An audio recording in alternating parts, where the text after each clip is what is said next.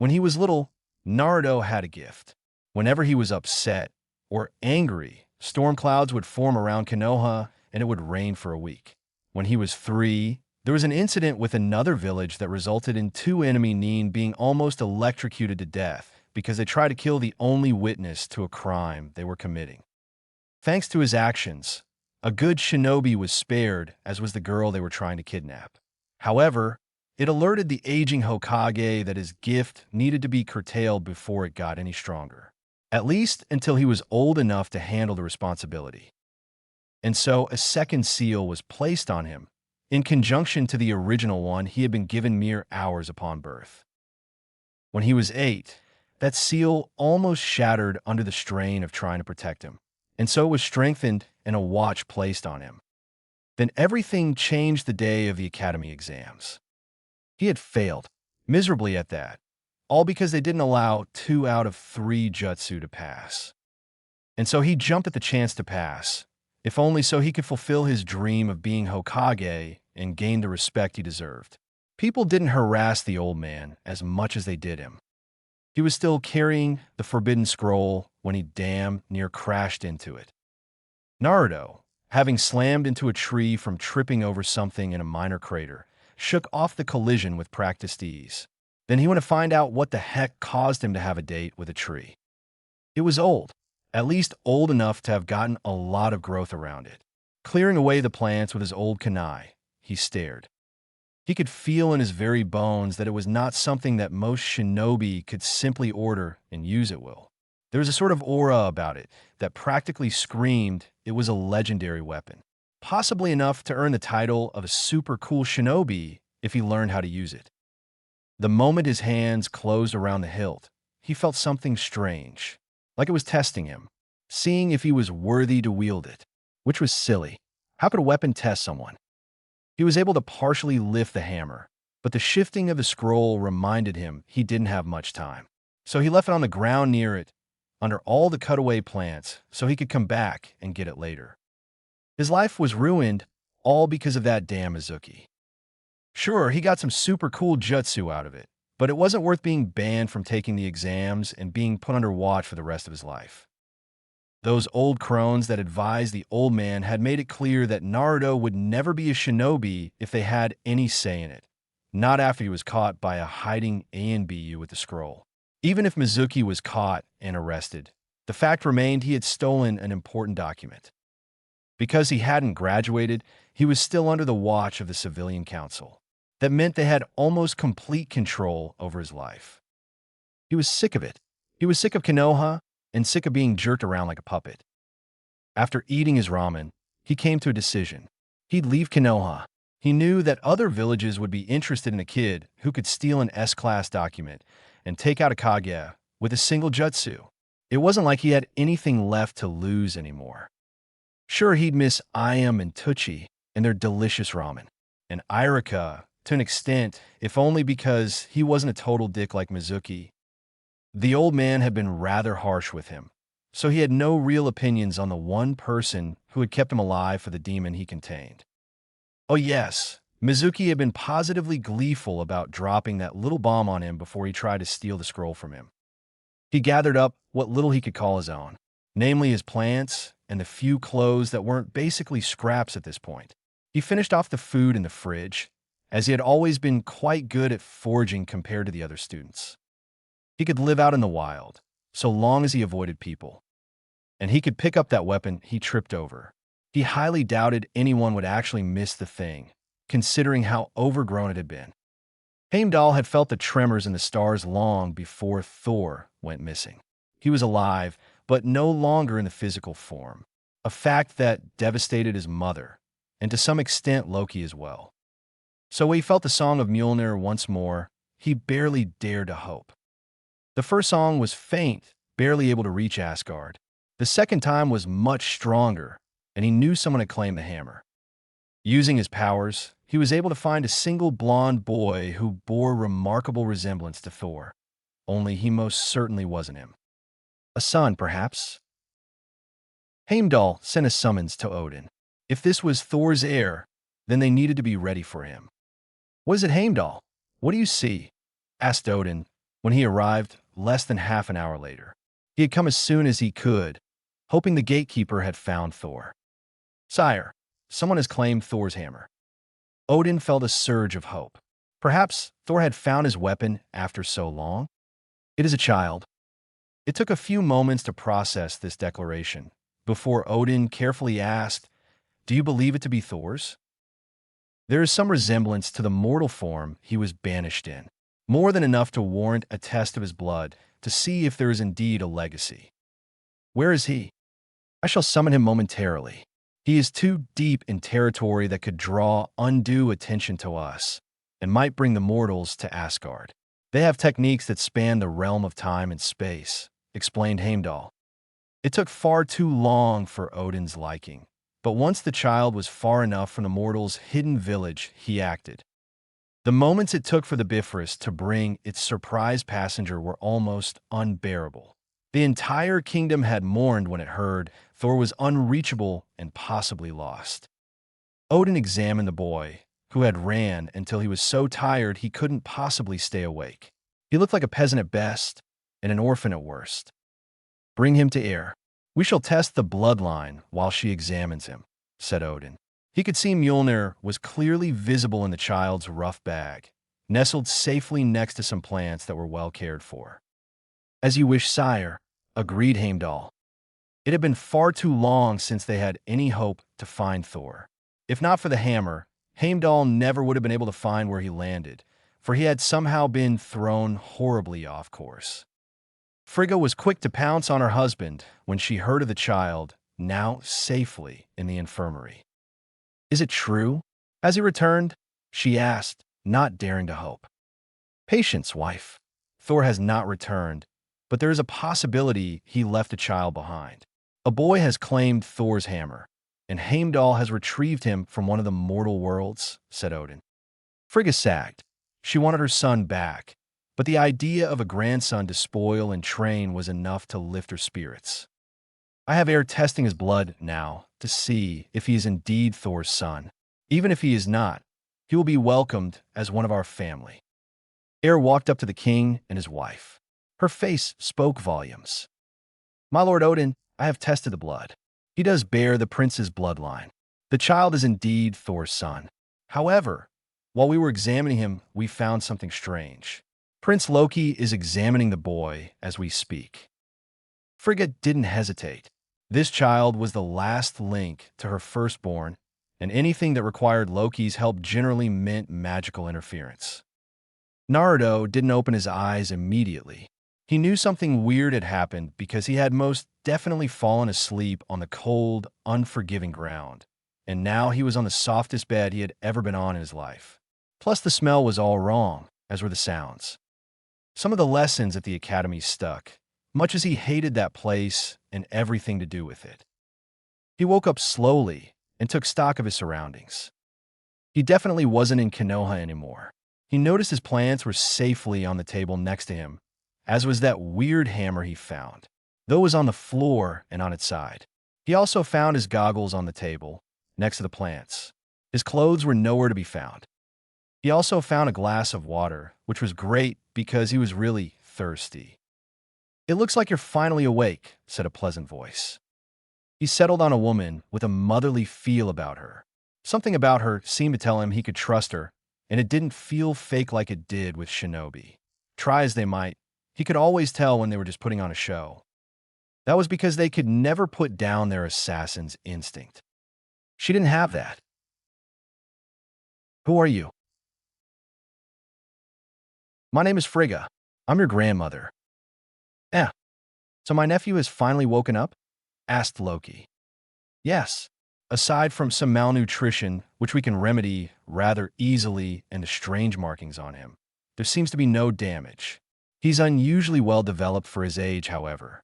Queen Frigga is with him now," likely explaining why it took so long for us to find him. "And where he is," snorted Loki. A minor punishment spiraled completely out of hand, and now they were finally cleaning up the last of the mess left behind. The boy was Thor's heir, and it was clear he would need to be trained. The moment Loki removed that odd magical seal on the boy's neck, storm clouds had filled the room. It had taken an hour for him to disperse them, and the child wasn't even trying to cause trouble. But what worried him the most was the fact he sensed a great beast lurking in the boy's mind, one that was unusually intelligent for the brief time he had spoke with it. This QB was more than happy to fill in some of the blanks, like why the boy had abandoned the mortal's village and had been sleeping in the woods with the bare minimum to survive. Frigga had been absolutely livid. Finally, Loki went in and found the boy animatedly chatting about plants of all things. Naruto, this is your uncle Loki. Blue eyes like a wild sea looked into his emerald green. Something about them seemed familiar, and then he recalled what the massive fox spirit had told him. This was someone who understood very well the same pain Loki had gone through years ago. It had taken Thor being essentially declared dead for him to reconcile with his parents, even if finding out he had been adopted had come as a nasty shock. "Hi," he said shyly. Right? The boy wasn't used to having family, much less people who genuinely cared about him. Perhaps a good shock might loosen his tongue. That massive fox you have sealed inside of you was quite vocal about his approval of you leaving. Something about red eyes, not being able to find him on another world, said Loki dryly. The boy's eyes went wide, and he almost thought for a moment they would pop out in shock. You talked with the QB? He said in shock. You'll find that most things with that level of power are generally intelligent enough to converse. The trick is convincing them it's worth their time to do so. He's not a mindless beast, said Loki. Naruto looked pensive until he suddenly realized there was yet another storm cloud hovering over him. He tried to swat it away, only to be shocked by a tiny lightning bolt for his trouble. His already spiky hair was now standing on end. Stupid clouds. Why do they keep coming back? He complained. Loki smirked. I found a magical seal on your neck that was used to repress your natural powers. Someone went to a lot of trouble, making sure you were unable to learn how to control them naturally. The moment he heard that, Naruto scowled at the reminder. It was remarkably like Loki's own angry scowl when someone went out of their way to cause him trouble, though most generally didn't anymore because he could be twice as nasty. Stupid old man. I bet he had something to do with it. Ah yes, your fire shadow. I believe Mother and Odin would be delighted to speak to him, said Loki, though his tone of voice practically said volumes of how that meeting would end up going. The fox had also been paying more attention than the one who was unlucky enough to be his prison. He knew that the old man had only done the bare minimum of providing for him, and despite his wishes, Naruto had almost no connections to the village at all. At this point, he could care less if it burned so long as 1 or 2 people were allowed to escape the disaster, which mostly consisted of the ramen chef and his daughter. Not my problem. If you want to light a fire under the old man's ass, I could provide you all the blackmail material you'd need, said Naruto. Oh, he's a total pervert. He has this secret safe behind the bookshelf that has all these orange books written by some sage that are full of adult-only material. If you stole them all, he'd panic more than if you stole the Forbidden Scroll. Though if you did, I wouldn't recommend opening them since I trapped most of them, said Naruto vindicatively. Frigga hid a smile. I think you and your uncle are going to get along just fine. But I better not hear that you've been corrupting your nephew, said Frigga. How could I ever corrupt him? Asked Loki innocently. Naruto snorted from the bed. You need to work on your innocent face more.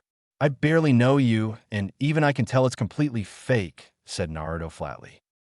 Loki smirked at him. I could tell we're going to have a lot of fun together.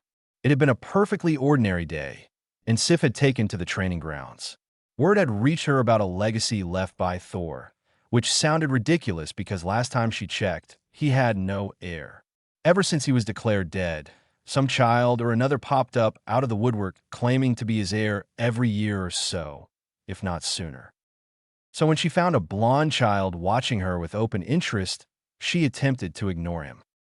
However, after a few hours, the child got bored and started talking. Normally, this wouldn't be a problem, save for the fact that the brat wouldn't shut up. Considering his hair color and the fact he wasn't being chased out by the guards, she was betting he was the result of one of Fandrel's indiscretions. He was a loudmouth as well, and he did somewhat look like him. Finally, she couldn't take it anymore. "Look, you little nuisance. Why don't you go play?" she said irritably. Ever since Thor disappeared, they had been working harder than ever to keep the peace. "I'm not allowed to leave the castle grounds until I learn to keep my power under control," said the blonde nuisance. "Then go bother someone else," said Sif irate. "I'm supposed to stay in one place until it's time for my lessons, so I picked here. It's peaceful." There were many words to describe the royal training grounds, but peaceful wasn't one of them. In fact, it was downright noisy with all the training going on. Sif's annoyance only got worse as the afternoon seemed to drag on. The brat didn't leave, and more importantly, wouldn't let her train in peace. She had enough. "Look, just go away and leave me alone, you stupid brat. Children shouldn't even be here, so go run along to your mother." She completely missed the hurt look on his face, which quickly shifted into a blank one. Had she known more about him, she would have been more worried about what he did next. "Suit yourself, lady, but don't come whining to my uncle when you realize that words hurt," said the boy cryptically. Well, how she would come to hate being on the wrong end of the boy's devious mind. An hour later, Sif was rather irritated when Fandral didn't own up to the pest she had dealt with earlier. She was about to head into her room when it happened. Something foul-smelling and sticky was dumped onto her as she tripped over a wire she hadn't spotted quickly enough. Shrieking in rage, she immediately started to look for Loki. It took her 2 seconds to spot the smug expression on that blonde child's face before she immediately began chasing him. She didn't care whose child he was. He was going to get what he deserved. "Get back here, you brat." "Catch me if you can, old hag," he countered with a laugh. Sif hated to admit it, but the boy was quick and more slippery than an eel. Every time she thought she had him, he would use the nearby surroundings and practically jump around like a monkey, evading her grasp. As fit as she wasn't nearly as adept at making hairpin turns or using her surroundings to her advantage. And the one time she tried throwing a knife at him to startle him into slowing or panicking, he expertly dodged it, then grabbed it and tossed it back in her general direction. It was a very sloppy throw, but the fact was that his aim was almost good enough to hit her, and that it caught her off guard. It took her a few moments to realize her quarry had escaped, and half an hour before she gave up and cut her losses. With Naruto,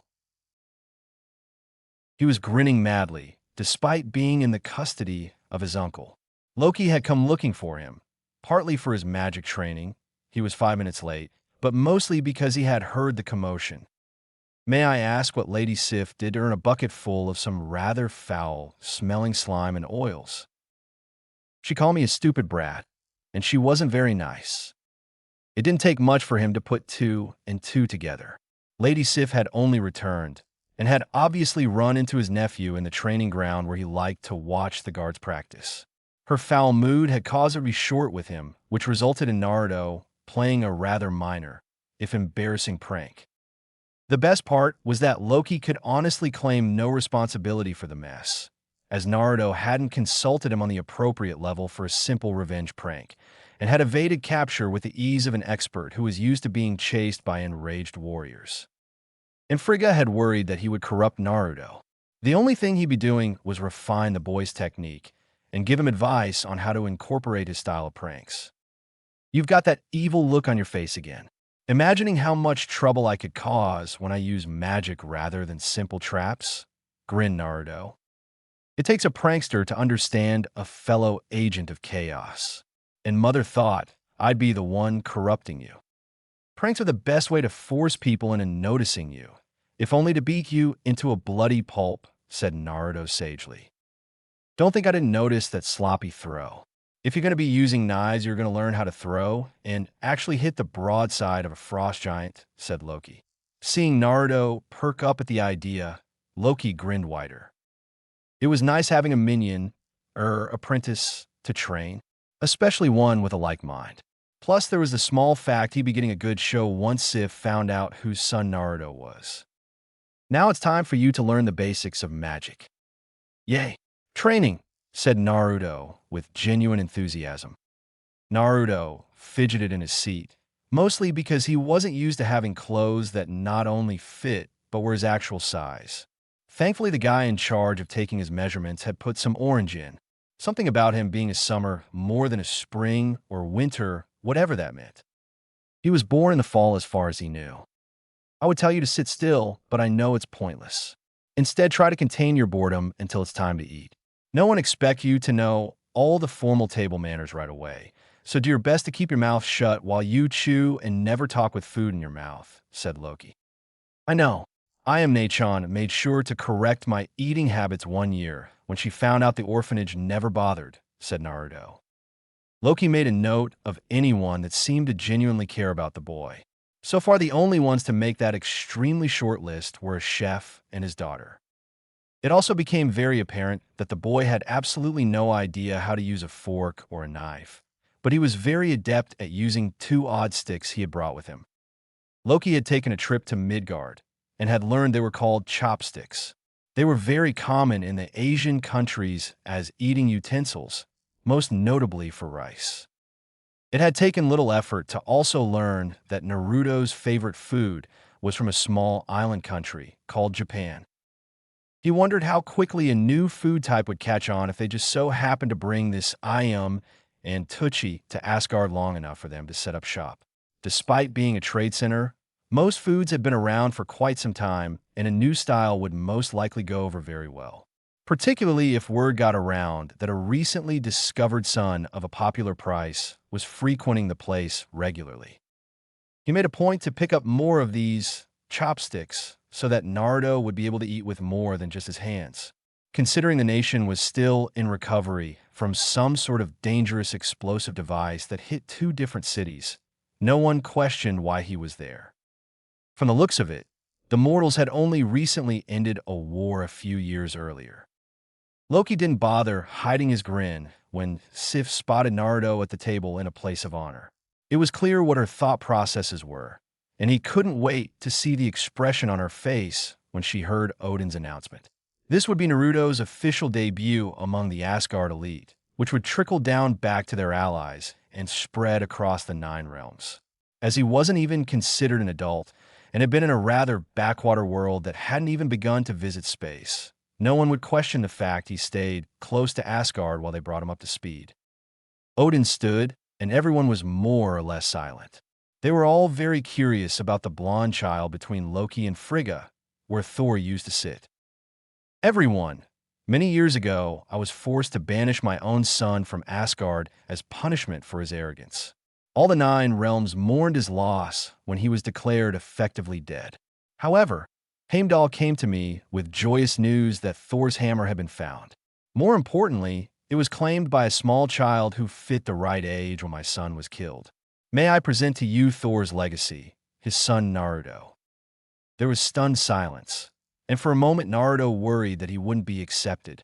Then the roar of approval and joy was heard, nearly making him flinch. To be fair, he had no idea how popular his father had been before he vanished. Everyone loved Thor, so finding out he had had a son before his death meant they loved Naruto by extension. It was a strange feeling. However, the best part was seeing the look on Lady Sif's face. Her mouth was wide open in disbelief and horror. There was music, there was plenty of food. He got into an eating competition with Volstagg and won, to the amusement of Loki, and he was more popular than Fandral was for an entire night. Fortunately, no one expected him to be a prodigy, though they watched with approval whenever he managed to reign in the minor storms he kept creating over his head. Apparently, Thor had similar issues when he was a child, but had learned to control it over the years.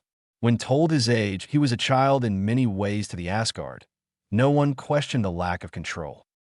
Loki carried his nephew to his room, where he was out cold before he was even in the bed. For a child who normally had energy to spare, he considered that a victory in itself. Frigga watched the entire thing with approval. It was clear Naruto was very good for Loki, who normally hung to the side, especially around Lady Sif and the Warriors 3. Naruto had gravitated to Loki without even realizing the significance of it. It had forced Loki into the limelight, as Naruto unconsciously sought his approval the entire night. He accepted Frigga's status as his grandmother, and Odin's status as the king, though it was clear he put Odin on the same level of a shadow, with less paperwork to deal with to make it easier to remember. But in terms of who he preferred to look up to, it was obvious he preferred Loki. "You would make a good father for the boy. I'm sure Thor would approve." Loki blinked, as if such an idea had never occurred to him. It likely hadn't. After all, Naruto had only been in Asgard little over 4 days. "I'm not sure that others would agree." Frigga tooted at him. "Come now, Loki. Surely you've noticed that out of all of us, you're the only one that the boy has consistently gone to for advice and support. He trusts me to a point, but whenever he needed help, you were the first person he sought out. I assume you're also responsible for the prank on Lady Sif earlier."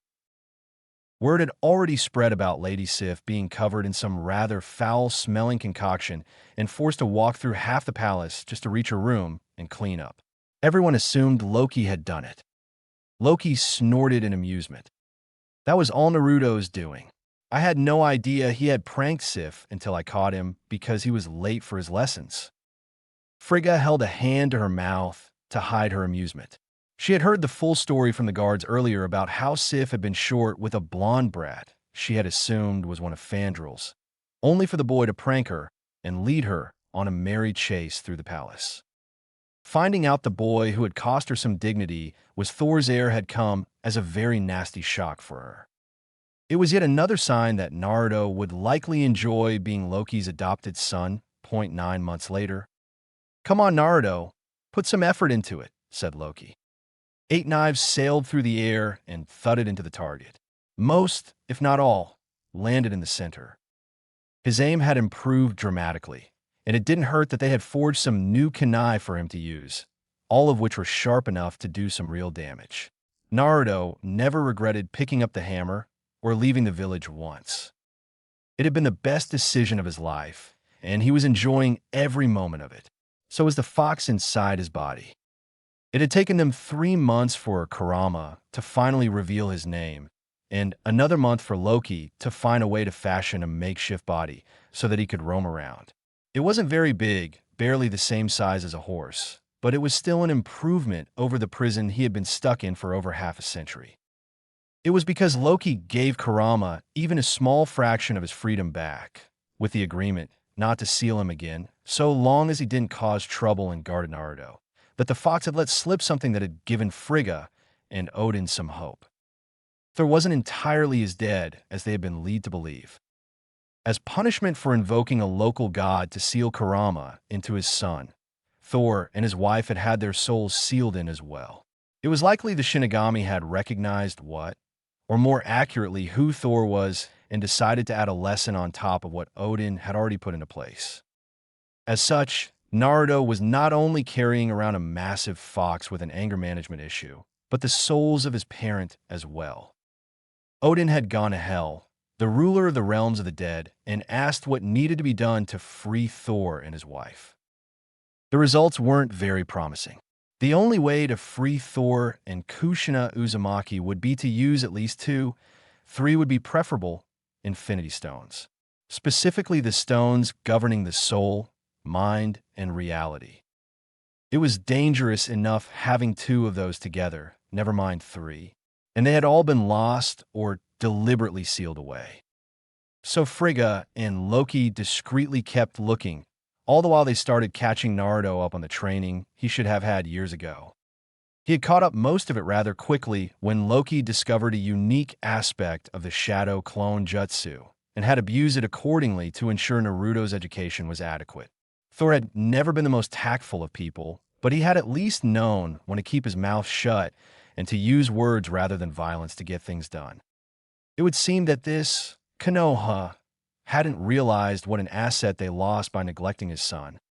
It had taken a few months for Loki to realize what his mother meant, and when he didn't waste any time adopting Naruto, until they found a way to free Thor and his wife from the seal without killing their son or the fox. Loki would be the father figure in his life. Naruto had been beyond thrilled at the idea, and had taken to copying Loki to some extent. Though that didn't mean he lost his trademark orange. Not by a long shot. He always had it on him somewhere. But now it was in tasteful moderation and didn't make people want to gouge their eyes out. He was still the same prankster he had been before, much to the annoyance of people like Amara and her thug, who were usually on his short list of people to hit, and he was still faster than most of the guards or his father. The only difference now was that people actually wanted to train him, and he seemed to grow in leaps and bounds whenever it came to fighting. Loki had learned rather quickly that teaching the small stuff was going to be nearly impossible for Naruto to use effectively when it came to magic. His reserves were simply too big for him to cast minor illusions or spells without it blowing up in his face. So he started with the big stuff that almost no one used, particularly if it involved the weather or using the wind in some way, and then dialed it down until he couldn't bring it back anymore. It was doing wonders for his control issues. Naruto looked at his dad, who smiled at him proudly. "Well done. Keep this up, and I might take you out to the bazaar to pick up a few more books to read." Naruto perked up. He loved to read once Loki had shown him how. Having someone with the patience and time to explain things to him had made a vast difference. And once given a chance, he absorbed things like a sponge that had been dry for a long time and was suddenly dropped in the ocean. He still hated etiquette and politics, but he could sit still long enough as long as he was worn out from training. Kurama only woke up when training was over. He was considered Prince Naruto's pet at this point, but as long as no one harassed him about it, he didn't care. It was still a better arrangement than he had before. He walked alongside Naruto, acting as a visible guard for him. Despite all of Loki's best efforts, Kurama was still restricted to less than half a mile from Naruto before the seal forced him back. It didn't take long for Naruto to spot something that caught his interest, or to be more accurate, for his nose to twitch at a familiar smell that had his mouth watering. "No way." Loki smirked as Naruto practically teleported to a decently sized restaurant that had just opened a few days ago. Hearing his son's happy shout told Loki that the effort of convincing the father-slash-daughter duo to relocate to an unknown location had been entirely worth it. The village known as Konoha seemed to lose some of its appeal when Naruto went missing, and very little was being done to find him. Hearing the circumstances behind why he disappeared, and realizing that far too many of the villagers were very happy to see him gone had made it pathetically easy for Loki to swoop in and convince Tucci that perhaps relocating to a bigger building that could have a potentially large customer base was a good idea. Finding out that the rent would be part of the payment for the building had made the deal even more enticing. It was only after he had packed up everything and left that Loki dropped the bomb that the new village they were moving to was where Naruto was staying at. Loki went in and saw his son happily catching up with his two favorite people from his home. Any chance of him even remotely considering returning to that world were just shot to hell from his son's expression. "Hey, old man, come meet my new dad," said Naruto loudly. It took Tucci 3 seconds to recognize Loki. Once Naruto was successfully distracted by the food, he discreetly spoke to him. "You brought us here deliberately to ensure he doesn't go back, didn't you?" That, and because you two were the only people he spoke of that seemed to actually care about his well-being. The fact you've done your best to care and protect for him, as well as you could considering the circumstances, was more than enough to reward you with a new client base. And once word spreads that he frequents this restaurant quite regularly, you'll have no end of customers to choose from. Though if you have someone by the name of Volstagg come in, make sure he pays up front whenever possible. That man's like an Akimichi. Wasn't too hard to guess he might try a dine and dash, said Tucci smugly, patting a rather familiar sack of gold. Now that they were on the same page, Loki tried to emulate his son using the chopsticks. It took some getting used to, especially considering how adept Naruto was at using them, whereas Loki was more accustomed to knives and forks. As if having a new type of food hadn't already made Ichiraku's insanely popular among the commoners. Hearing that the youngest prince frequented it with astonishing regularity, at least 3 times a week, made it even more popular. Sure, being paid in coins was a bit strange, mostly in getting used to the new currency, but at least here he didn't have to pay an insurance in case of enemy shinobi attack, or worry if his daughter might be captured in the event of an invasion. Loki would have groaned. Trying to find 3 of the 6 Infinity Stones was giving him a headache. Seeing his son walk into the massive library, he decided to take a break. "What are you and grandmother working so hard on?" "We're trying to find certain stones to free your mother and father from that seal without killing them in the process." Naruto cocked his head in confusion. "Wait, aren't the stones like really, really well hidden so that even hints of where they are would be insanely difficult to locate?" "Yes." "Then why don't we just find the one that governs time and simply switch them with a couple of fakes? I mean, if there was a different seal to hold back Kurama, then they wouldn't be trapped in it, and we'd be able to catch them up on what happened after the fact," said Naruto. Loki blinked, ran that through his head, and looked ready to hit himself. "I'm becoming too much like Thor. Why didn't I think of that? Replace the seal with something that wouldn't summon a death god, grab the idiot and his wife, then bring them back to Asgard. Sure, they'd be displaced by time, but that was a trivial concern to having 3 of those blasted stones close together. Besides, he had already noticed a hint of where the time stone might be located and had dismissed it. Now the only trick was to find a seal they could use to replace the one on his son's stomach without disrupting the timeline too much. It looked like he'd be making yet another trip to that blasted planet to pick up as many books on sealing as he could get. "Why get back next week? You're going to help me find a seal that won't restrict your friend too much, but be good enough to hold the majority of him, and once I start fiddling with it," said Loki. "Why me?" "Because this will involve chakra, and despite my proficiency in magic, I'm still having trouble deciphering how to use such energy." And he was apparently too old for his coils to be unlocked, so trying to learn outside of books was pointless. Loki used the old paths and came back in 2 weeks rather than 1. He had to dodge those pathetic shinobi half the time, which was why it took so long. Especially one particularly annoying old man with toads, and another that set his skin scrawling that seemed to have a fascination with snakes. Considering how much this Orochimaru annoyed him, he also pilfered some of his personal research notes as revenge. He also snagged what looked like a massive scroll that fit the basic description of a summoning contract that Kurama had told him about. He promptly dumped most of the books in Naruto's room. "I want to see some progress in a decent amount of time, since I still have trouble with this chicken scratch you call words." Naruto looked up from his book, then at the ones his father practically dumped on him. "I've never been very good at reading it either," said Naruto. Hell, he was better at reading the books here than he was at reading kanji. "And if I got you a tutor in these shinobi arts, I might be able to figure out eventually. We'll make a trip to this one place I found that has several rather strong shinobi, and it'll teach the man running it not to mess with me a second time. Want me to give him a Naruto special?" "Absolutely," said Loki vindicatively. It had become very clear after a mere year that Naruto was just as terrifying to piss off as his father. While his pranks were childish, they were far more creative in their execution. People had to keep an eye out if they had annoyed him, because he would leave traps in places that had his victims and those around them embarrassed for a few hours.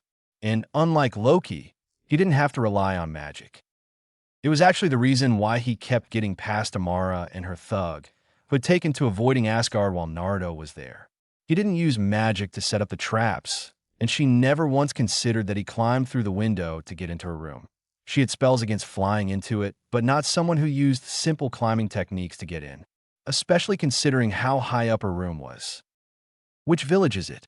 If it's stone, then I can't go, because they hate my father," said Naruto. Loki shook his head. "It's some place called Sound." 2 months later, Naruto took his first breath of the air inside the elemental countries, and for a brief moment it felt like he was home. Then reality reasserted itself, and he remembered the truth. It wasn't home, and it never had been. Asgard had been more of a home than this place ever was, and it had never been his fault. It was the shinobi and the civilians who took out their misdirected anger towards someone who had been just as much a victim as they were.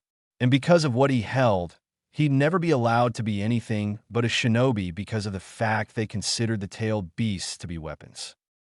It was pathetic, really. Say, Dad, would it be possible for us to find and rescue others like me from this forsaken place? I sincerely doubt there are any other heirs to thrones here, deadpanned Loki. I was referring to other people who held tailed beasts.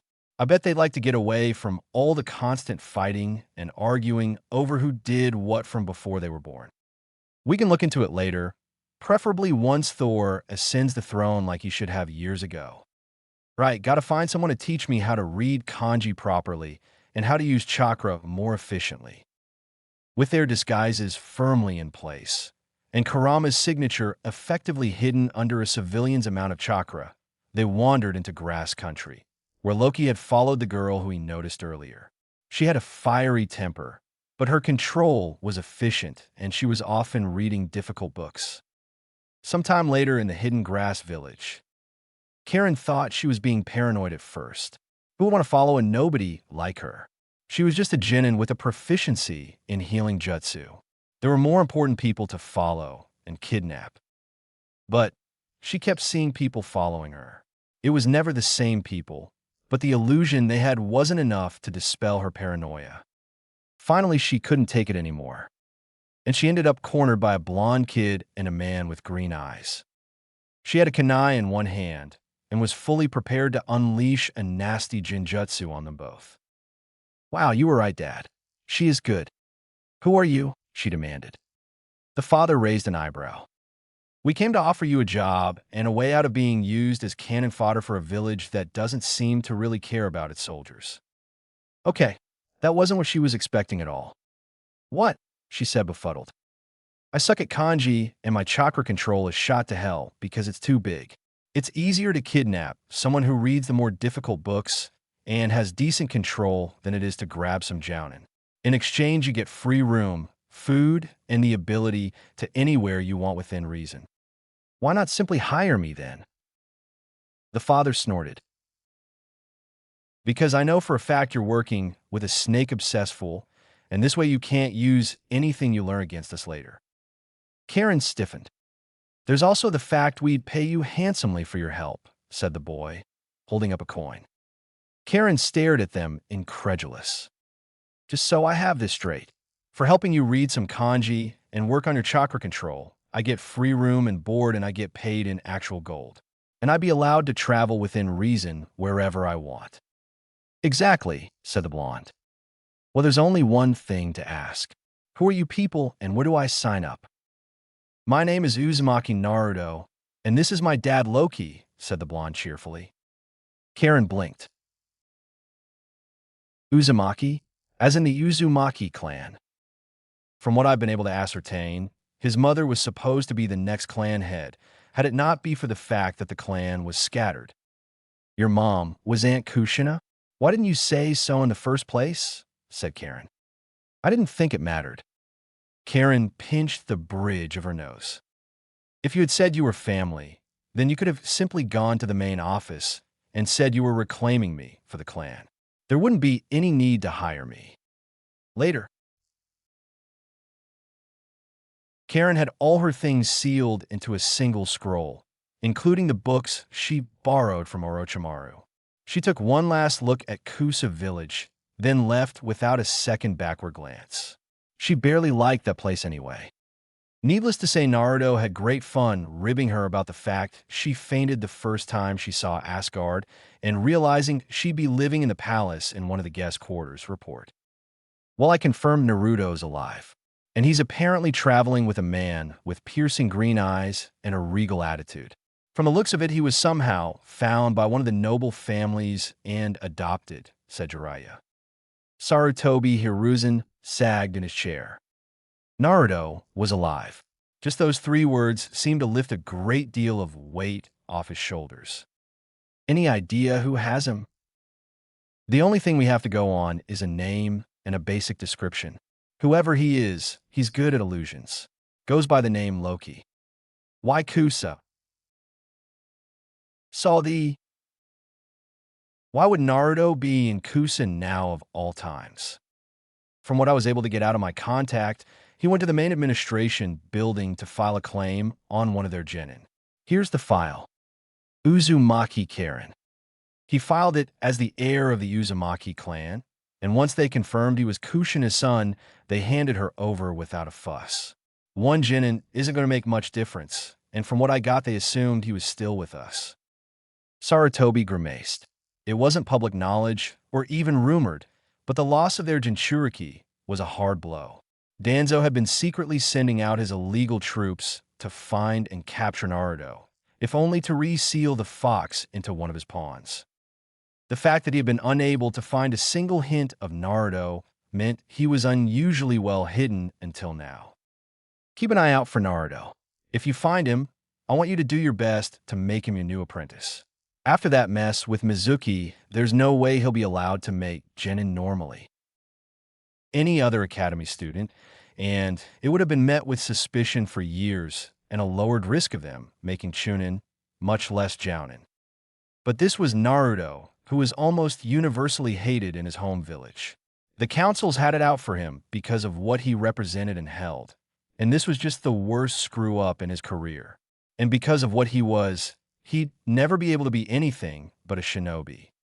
Forcing Jiraiya to make him his apprentice was the only way he'd be able to help a child he considered his grandson. It was days like this that made him wish Minato hadn't died defeating the fox. In Asgard, "Get back here with my glasses, Naruto," shouted Karen. She had become a familiar sight in the palace, and much to the relief of the guards, having her around helped to curtail some of Naruto's revenge pranking. Some, not all though.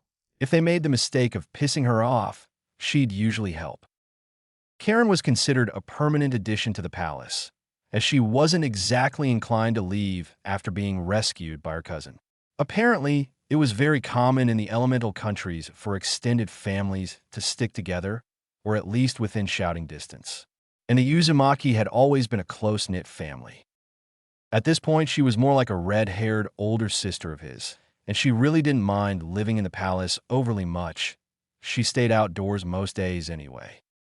Despite being bigger than most houses she had ever been in, she felt overwhelmed being in such a grand place. With her help, Naruto was able to figure out how to read the books on seals and how to use his chakra more efficiently. Though it had been rather hilarious to see Frigga's face when she saw him literally walking on water. Naruto grinned, slid around the banister, and kept on running. So Karen got creative and used a genjutsu of a bowl of ramen on one of the tables. The second he slowed down was when he was caught. She tackled him and reclaimed her missing glasses. "I got tricked again," complained Naruto. "Not my fault if you're addicted to ramen." Or that the palace chefs had no idea how to properly cook it. The both looked up when they heard a cough. It was Loki. Dad/Loki sensei. Came the duo cries of Naruto and Karen. Karen's ability to illusions also extended to magic, and as part of her agreement to help train Naruto, Loki refined that ability. As such, she had immediately started calling him Loki Sensei. Dare I ask what he did now? "Stole my glasses," said Karen. "You're almost late for your lessons with Lady Air." Karen eeped before racing off to meet with the healer. Her talents for healing meant she had gravitated towards Lady Air. While she couldn't teach her how to use healing chakra, she could teach her how to heal using magic, which Loki openly admitted he wasn't very good at. Air had been delighted to have such an enthusiastic student. However, that didn't mean she tolerated lateness. Apprentices who were late without a very good reason, such as being held up by one of the royal family and Naruto, didn't count, got the worst assignments for the day. "As for you, you're to get to reading those scrolls." Naruto nodded. "I've almost got the second tier seals figured out." Karen said that the Uzumaki were always known to have a knack for seals, and that once I learned how to read properly without having the words jump around the page, that my ability with them shot up. Naruto had figured out the trick to reading, which still had Karen shaking her head in amusement. He abused the hell out of the shadow clone jutsu. By having 100 clones reading similar books at the same time, he was able to clear his head of any random thoughts. It was the strangest thing Loki had seen, but it was extremely effective, and as all the information came back to Naruto in the end, it allowed him to cover the library in a more efficient manner. Loki shook his head and sent Naruto off to read. 3 months later, he was sure he had it. In fact, he was almost certain of it. Checking other books about the time that he had borrowed from other realms about ancient legends made him almost certain of it. The trick now was convincing his father to let him go look. "What is it?" asked Loki while they were in the library. "I think I found the Infinity Stone governing time. From my research, I think it's somewhere in Jotunheim," said Naruto, not bothering to hide what they were talking about. Loki wasn't fooled for a moment. He knew Amara was in Asgard at the moment, and so was her thug. If Naruto wasn't bothering to hide his voice or discussion, then obviously he wanted to send them on a wild goose chase. Seeing a familiar spy of Amara in the library, Loki withheld a snort of derision. Obviously, Amara would head to Jotunheim and to try and find the stone in order to have a bargaining chip to claim Thor. If he knew her, she'd likely use it to marry his mortal form so she could be queen in the present. When they were alone in Loki's rooms, which had even more books scattered about, he looked at his son with amusement. With all the privacy charms and other miscellaneous magics about his room, no one was stupid enough to spy on him. "So, where is it really?" "Somewhere in one of the realms I still can't pronounce. Figured it would be easier for word to spread about a stone in Jotunheim, where they don't exactly welcome people from Asgard, than it was for them to follow us once I'm allowed to visit the world on official business." Loki patted his head proudly. "You follow the prankster's creed very well, Naruto. When in doubt, misdirect and deliver half-truths," said Loki. "Which is always followed by the other creed. Admit nothing, deny everything, and make counter-accusations once the other party makes their claim against you," said Naruto. "No matter how nervous you were about a prank, it always paid to wait for the other party to accuse you first. Otherwise, you were practically admitting you knew something, and sometimes what they were accusing you was something completely different." He had learned that one the hard way enough times to learn to keep his mouth shut. Loki took one look at the world it was on and grimaced. "If we go there on official business, then it's going to cost you." "What?" "One of the more prominent nobles is having a party, and if you go, it'll lead people to believe you're displaying an interest in them." "Are they complete dicks?" "No, just annoying. Then they get minor pranks while we leave shadow clones to do the searching discreetly," said Naruto. He knew better than to ditch a party without hard proof that they found what they were looking for. "Did I hear the word party?" Loki and Naruto jumped. "Karen, you seriously need to ward your windows. Before you two came, no one was crazy or skilled enough to climb through open windows into rooms. And I did ward them. For sound, not for people sneaking in. What are you two creeping about for anyway? We're trying to find a magical artifact that can allow one to traverse time so we can retrieve the fourth Hokage and his wife, instead of them being sealed into Naruto's stomach with Kurama," said Loki. "I'm pretty sure that the clan was working on a time travel seal before the village was attacked, and that it wasn't fully completed. Have you considered raiding Yuzushiogakure for that instead of finding some super powerful artifact?" Naruto and Loki looked at each other. "New plan. We find out where the thing is, leave it there. Then I show you how to get to the planet from the past using the old paths, and you find a way to use it to get back," said Loki. They weren't looking for it in the past, and this way they had a backup plan if the first didn't work. "Yay, we get to visit the old village. You know, odds that you'd find more Uzumaki if we spread word that the clan heir was looking for them." Naruto looked at his father. "Personal guard force? With the elite chosen as bodyguards? No one would suspect them, and they are professional assassins. We could have the more noteworthy ones living in the palace or specially appointed housing." "Ah, it's nothing. We're trying to find a way to bring the Uzumaki to Asgard in a way that allows them to act as a private force only Naruto can use. Family sticks together, and the elemental nations isn't exactly what I'd call a healthy place for those with talent. Far from it. They get singled out and killed far too young. Allowing your clan to expand on seals would give us the perfect opportunity to bolster our own defenses and give them safe haven, with a select few acting as Naruto's guards, said Loki. Sounds complicated. Well, family takes care of its own, right? Besides, at least this time those stupid Uchiha jerks won't be able to take all the credit. Mito married the first Hokage and helped create the village, and yet everyone is quicker to remember how great the Uchiha clan used to be and forgets about how Madara betrayed the Hokage. And they treat the name Uzumaki like it's dirt, said Naruto, practically ranting.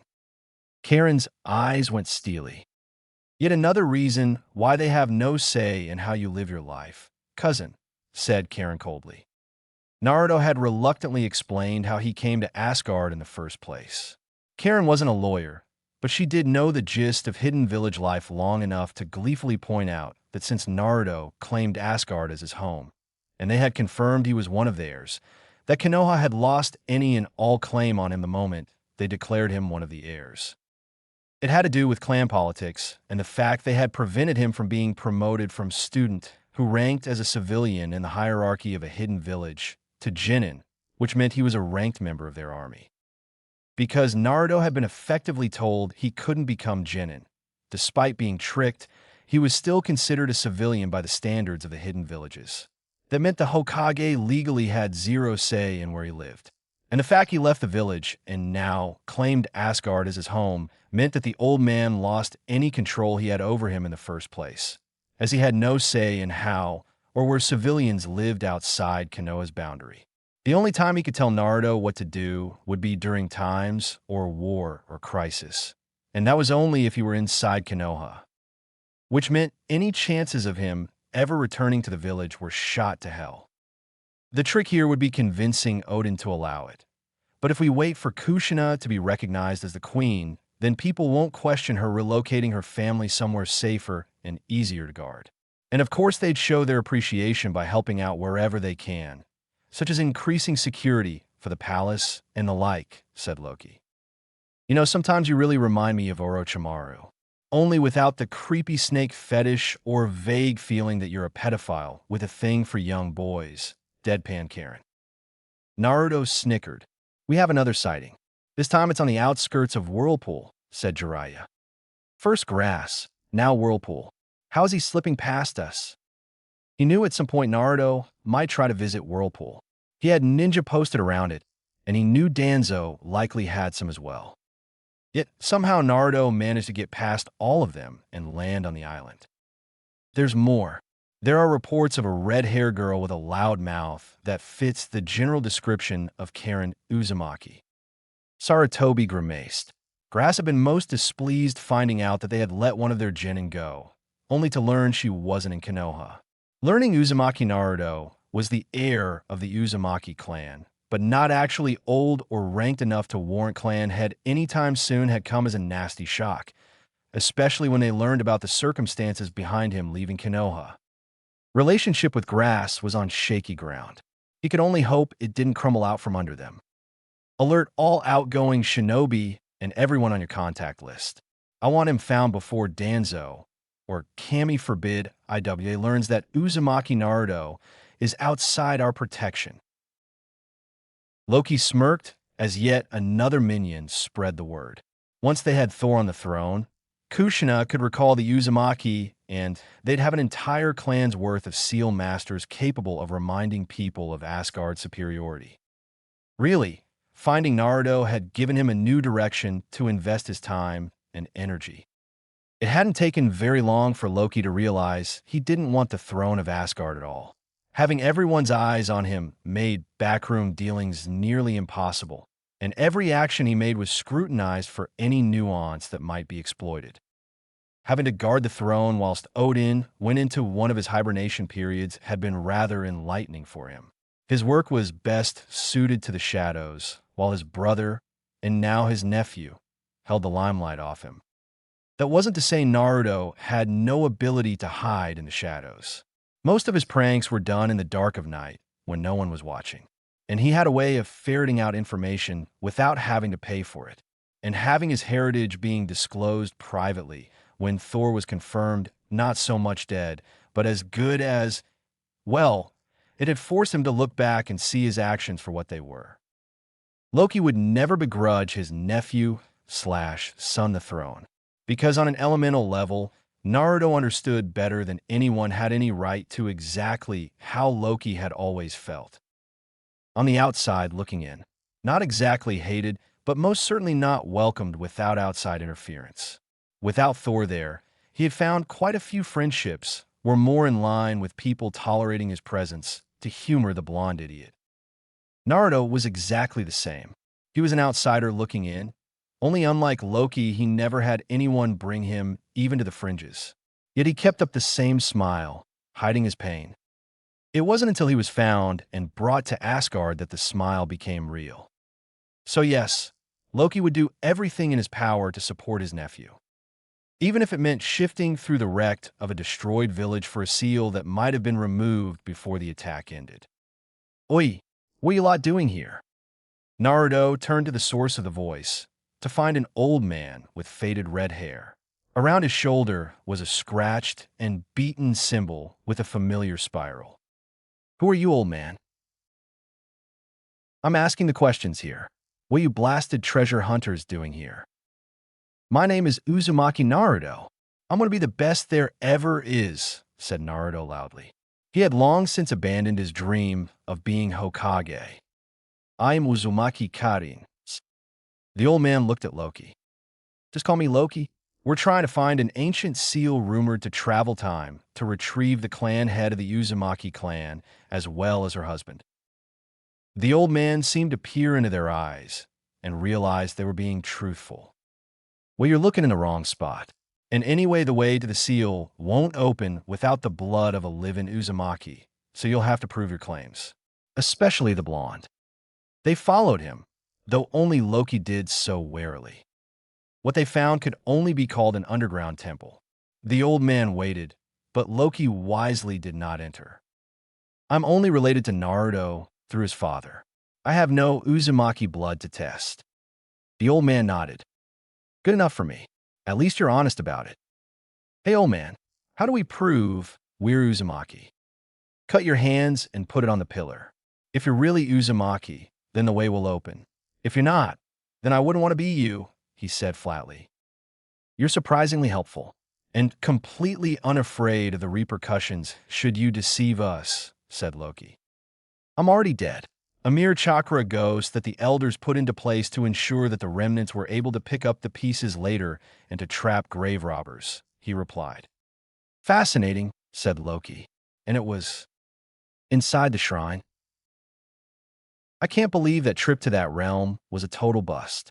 I mean, we had to suffer through that stupid party for nothing, complained Naruto as they descended deeper into the ground to find the seal. I know, grumbled Karen. And where is this stupid seal anyway? There's no reason to put it this deep down. Unless it's a seal of such super awesomeness that it had to be hidden away. I mean, could you imagine how IWA would use a seal that allowed time travel? Karen shivered at the mere idea of such a thing. Any shinobi village with the ability to time travel was a bad thing, and would almost certainly spark another war, regardless of who had it. The bijou on their own was bad enough to deal with. I think we're here, said Karen. There was another door. Naruto put a freshly bloodied hand to it, as did Karen. It slowly swung open, revealing a massive, if incomplete, sealing array. The moment they stepped into it, however, and Naruto's blood dripped onto the seal, it activated. Loki was far too late to stop it from transporting Naruto and Karen into the past. 15 years in the past. Ow! What the hell just happened, and who can I kill for it? Snarled Karen. Naruto looked around and found the door firmly closed. I think the seal activated. Karen looked at him blearily, her face full of anger and worry. What? I think the seal activated. The door closed, and you know Dad would never lock us in here. Plus, I feel exhausted, and with Kurama, that shouldn't happen. So how do we get out? That door was undisturbed when we found it. Naruto conjured some light, felt a strange tug below him, but ignored it in favor of something else he spotted. There's another door. I'm betting that they added an air shaft to make sure anyone who came this way didn't die from suffocation, since the front entrance was pretty much blocked by the rubble. One way to find out, said Karen. It took them much less time to get out through the second entrance. A freshly bloodied hand later, and they were out. One look at the sun told them they had either been out cold for hours, or this wasn't their time. When they got to shore, they confirmed Naruto's guess. Minato Namikaze was the Hokage and was still alive. More importantly, they were several months early before Naruto was born, which meant they had several options. Option 1. Go to the Hokage, forcibly remind him who he was, and take him and Kushina back before they died. Not really an option, plus it might screw with the timeline too much. Option 2. Infiltrate Konoha. Wait until the QB was set loose, and then seal him with something less disastrous, and kidnap the Hokage and his wife. Definitely doable, with plenty of leeway after. Option 3. Head to Asgard, explain to Odin who and what they were, then come back and kidnap the still-sealed Thor after he reclaimed his hammer.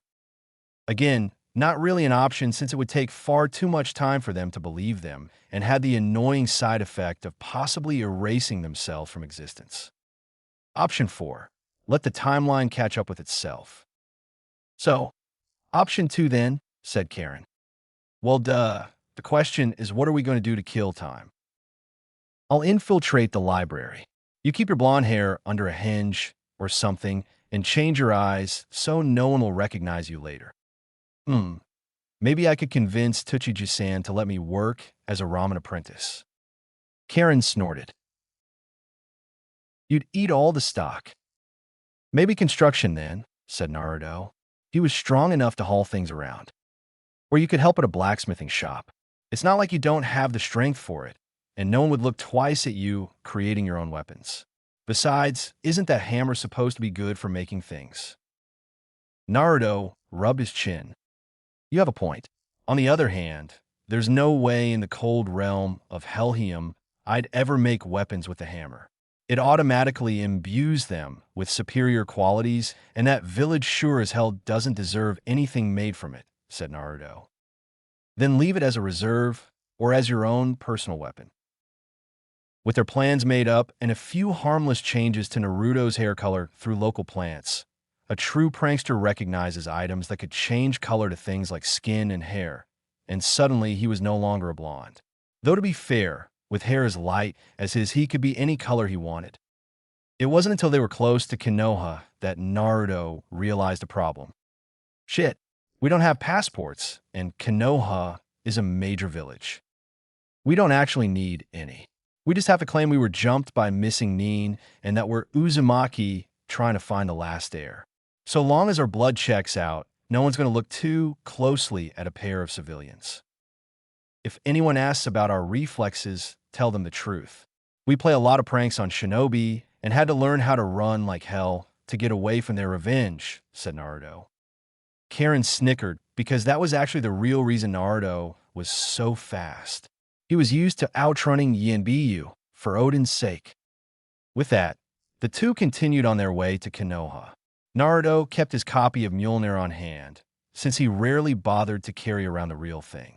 For one thing, that hammer only made his tenuous control over the storm clouds he kept summoning worse, since he had yet to figure out the trick to it. Konoha gates. Passports. Yeah, about that, said a red-haired teen with blue eyes. The guard looked up, saw a pair of red heads, and didn't look amused. The two in front of him looked like they had been walking a while, and they were scratched up pretty good. No passport, no entry. Oh, come on. I did not just walk through bandit-infested wilderness, robbed by missing Nin, and have to deal with some smarmy, pretentious old hag just to be told I can't get a proper hot bath because of no passport, shouted the girl. She looked pissed, and her eyes were twitching. He noticed a beaten-up old kunai in her hand that already had some dried blood on it. No self-respecting shinobi would keep something like that when they could buy new. Fine. but you're going to have limited access to anything until we verify you're not enemy shinobi. Names. Uzumaki Karen, said the girl. Uzumaki Erasure, said the boy. Ranks. Civilians, said the girl, though my brother had limited shinobi training before mother died. Mostly taijutsu and a limited amount of reinforcement. Purpose for visit? The brother rubbed his head awkwardly. Well, we always heard Konoha was supposed to be an allied village of Whirlpool, so they should have plenty of opportunities to be a blacksmith. And Karen has always loved to read, so she thought she'd try to be a librarian. You'll have to stay in the village without leaving for 3 months before a new passport may be issued. You'll be interviewed by T&I for no less than an hour. And if you've proven to not be a threat, you'll be allowed to live in Konoha as civilians. It took less than an hour before Kushina heard the news, and 2 more before she finally found the pair eating at Ichiraka's ramen. From the way they ate, most assumed they hadn't had a decent meal in some time, especially with their clothes. Both of them turned when they heard the familiar sound of skidding behind them. Naruto finished what he had in his mouth before he had a comment. Escaping from a mass prank from shinobi hell-bent on getting some payback? Kushina blinked. What makes you ask that? Because the only time I hear that sort of skidding on paved surfaces is after a well-deserved prank on idiots who've pissed me off, said Naruto. Kushina's grin didn't speak well for the shinobi of Konoha. No, but I did hear a pair of Uzumaki had shown up. Are you saying you're an Uzumaki? Said Karen, playing along with Naruto's lie. I'm a clan head.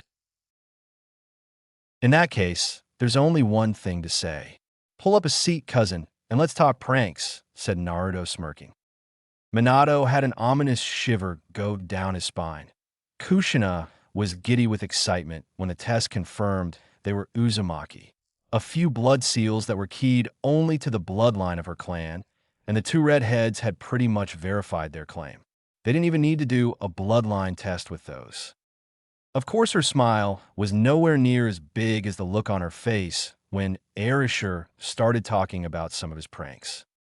When Minato came in, the first thing he said once Kushina introduced her 2 new cousins was, I don't care what you do during the daytime, just don't drag me into any more insane pranks.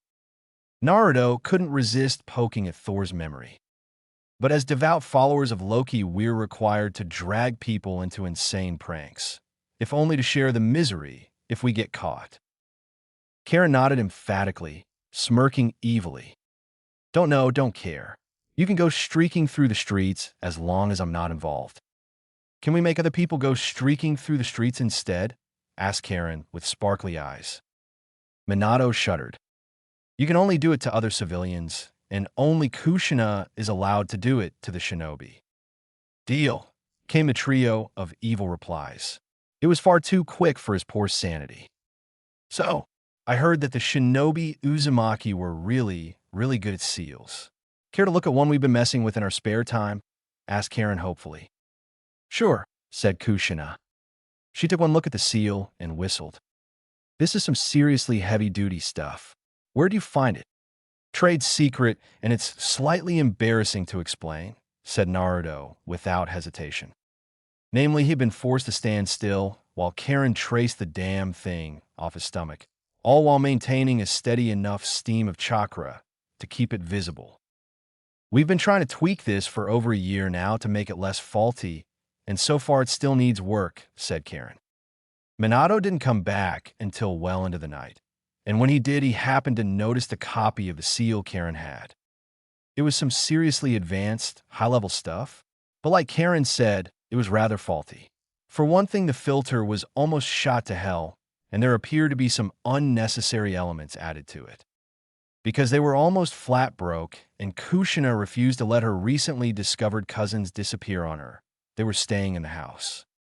What's the purpose? Asked Minato over breakfast. Erasure and Karen looked up. Of this seal, I mean. Supposedly, it's to contain a large amount of energy, like one of the higher-tier biju's worth. The only problem is that it'll kill anyone who uses it to seal anything worth a damn, and the filter isn't very good. Not to mention the chakra ghost additives. We found it in the old Whirlpool village, and I thought it would be interesting to see if it could be tweaked to be more efficient. What unspoken was that she had already tweaked it a little to be more receptive to his guardian magic. She liked Karama's acerbic wit, enough said. Minato's inner seal master was intrigued. Only thing is that it's damn near impossible to get sealing books while you're on the road, and Uzumaki, and not they don't exactly let civilians like us check out the good books without a shinobi license, complained Naruto. Not that I'm too enthusiastic about shinobi in the first place. You won't believe the horror stories I've seen. Oh, I would have pegged you for a shinobi, said Minato innocently. Naruto shook his head emphatically. Seeing the farce of a shinobi's idea of justice to a poor kid who was tricked by an older chunin was enough to dissuade me from trying again. I can barely do a clone, said Naruto. So you have had shinobi training, said Kushina. Shinobi dropout. Never made Jinin in my life, said Naruto honestly. What happened? It was stupid. This teacher had a total grudge against me for Kami knows what, and he tricked me during the exams for Genin promotion. I got the super secret artifact and brought it to the agreed spot, but then the bastard reveals some secret or another telling me why most of the people in our village hated me, and the Jounin caught up and arrested us both. The council banned me from taking the exams for a full 2 years, so I said screw them. I packed my things and left the next morning. He found me a few months after he left the place, and we've been brother and sister ever since, added Karen. What about you? Simple. Erasure came to me asking me for some help with his reading, since most of his teachers were total dicks, and when I found out who his mother was, I hit him on the head and said he should have just said he was her son, and I went with him. The guy who ran my village signed off on it. Not aware Erasure had left his village, and I never went back. Not like they had much reason to keep another Genin with no real prospects around. Best decision I ever made. You could join our shinobi army. No one bat an eye if you took up apprenticeships. No way in hell, came the duo responses from the siblings. That caught both older shinobi off guard. But why not? Whined Kushina. Being a shinobi was great. Have you seen the paperwork shinobi have to do for every damn mission? Said Karen, shuddering. Minato winced because he was the one who had to read all the paperwork that came in. And let's not forget the joy of D ranks that all Genin have to do, plus the risk of being killed during out-of-village missions, the fact that they have to be nice to complete dicks just because they're guarding them, and let's not forget the fact that they'd kill an infant if they were paid enough, said Naruto sarcastically. But no one takes civilians seriously. No, shinobi don't take civilians seriously. You can be a warrior without having to be a shinobi. It's just that shinobi have the most annoying habit of snagging all the good books and scrolls for themselves, countered Naruto flatly. I'm ranked as a mere civilian, and I bet you an all-you-can-eat Ichiraka buffet, I can outrun most of your precious ANBU. Minato seized on a chance to see exactly what their skill level was. Prove it. If you can outrun the ANBU for a full hour, then I'll label you both as outside contractors. That's enough to get you into most of the shinobi-guarded portions of the library, barring the classified stuff. If you lose, then you take the Genin test. Seriously, I can't even perform a clone. I'll show you, said Naruto. He performed the basic hand signs for a regular clone, and then used the smallest amount of chakra he could. They didn't even pass a basic inspection. Hell, Kushina was holding her sides from laughing so hard. Minato winced. I said it before and I'll say it again. All my instructors, barring one glaring exception, were complete dicks. My offer still stands. I just have to evade for a full hour then. No limit on what I do to get their attention. No maimin. Their ego and dignity is not my problem, said Minato immediately. Naruto's smirk had a lot of teeth. That's plenty. Why do I have the feeling I just doomed my ANBU? Asked Minato to no one in particular. You married an Uzumaki and just challenged another to do his worst without maiming his victims just to get them in the proper mood for an all-out chase. Of course you developed the proper paranoia for a prank-based chaos, said Karen flatly. It would be spoken of by the ANBU for decades after the incident. The ANBU captain had been warned about the challenge, but had been told that he had honestly no idea what the boy would do to get the elite Jounin into what he called the proper mood for a chase. They found out the hard way. No one was entirely sure what Arisher did to the ANBU in question, as they refused to speak of the incident to outsiders, but horror stories were shared for years after. Their outraged shouts could be heard clear through the village and a few feet outside the walls, too. Meanwhile, on the Hokage monument, Kushina and Karen were watching the entire thing while Minato timed it. They had a pair of binoculars and were critiquing the chase while eating popcorn and dango. Oh, that's going to leave a mark. Did we say who had to pay property damage incurred during the chase? Asked Kushina. Actually, no. I think Hokage-sama forgot that part, grinned Karen. What's the time? 20 minutes and counting, said Minato, sweating a bit.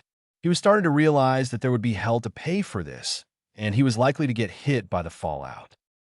OH, that guy seems really pissed off now. I'd be too with all those feathers and dango sauce on me, cackled Kushina.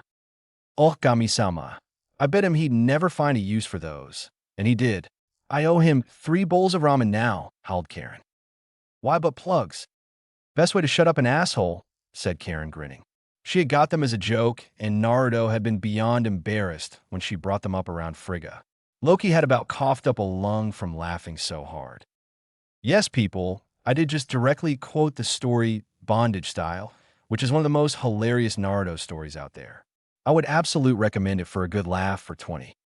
Minato was having serious doubts about the elite claim on his ANBU, as Arisher not only trashed the hour deadline, he flouted his ability to evade and humiliate his best fighters.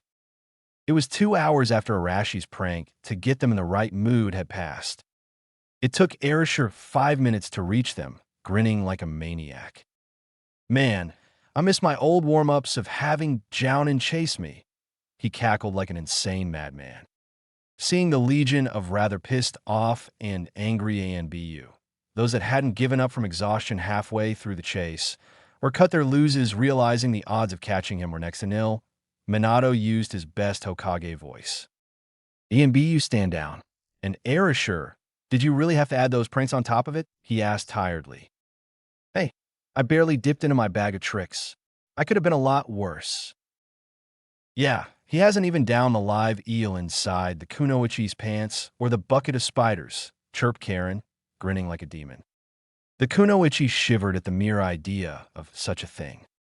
Oh yeah, didn't Amara scream like the damned when she found those frogs in her bed, right as she went to sleep? You've never heard such language, cackled Karen.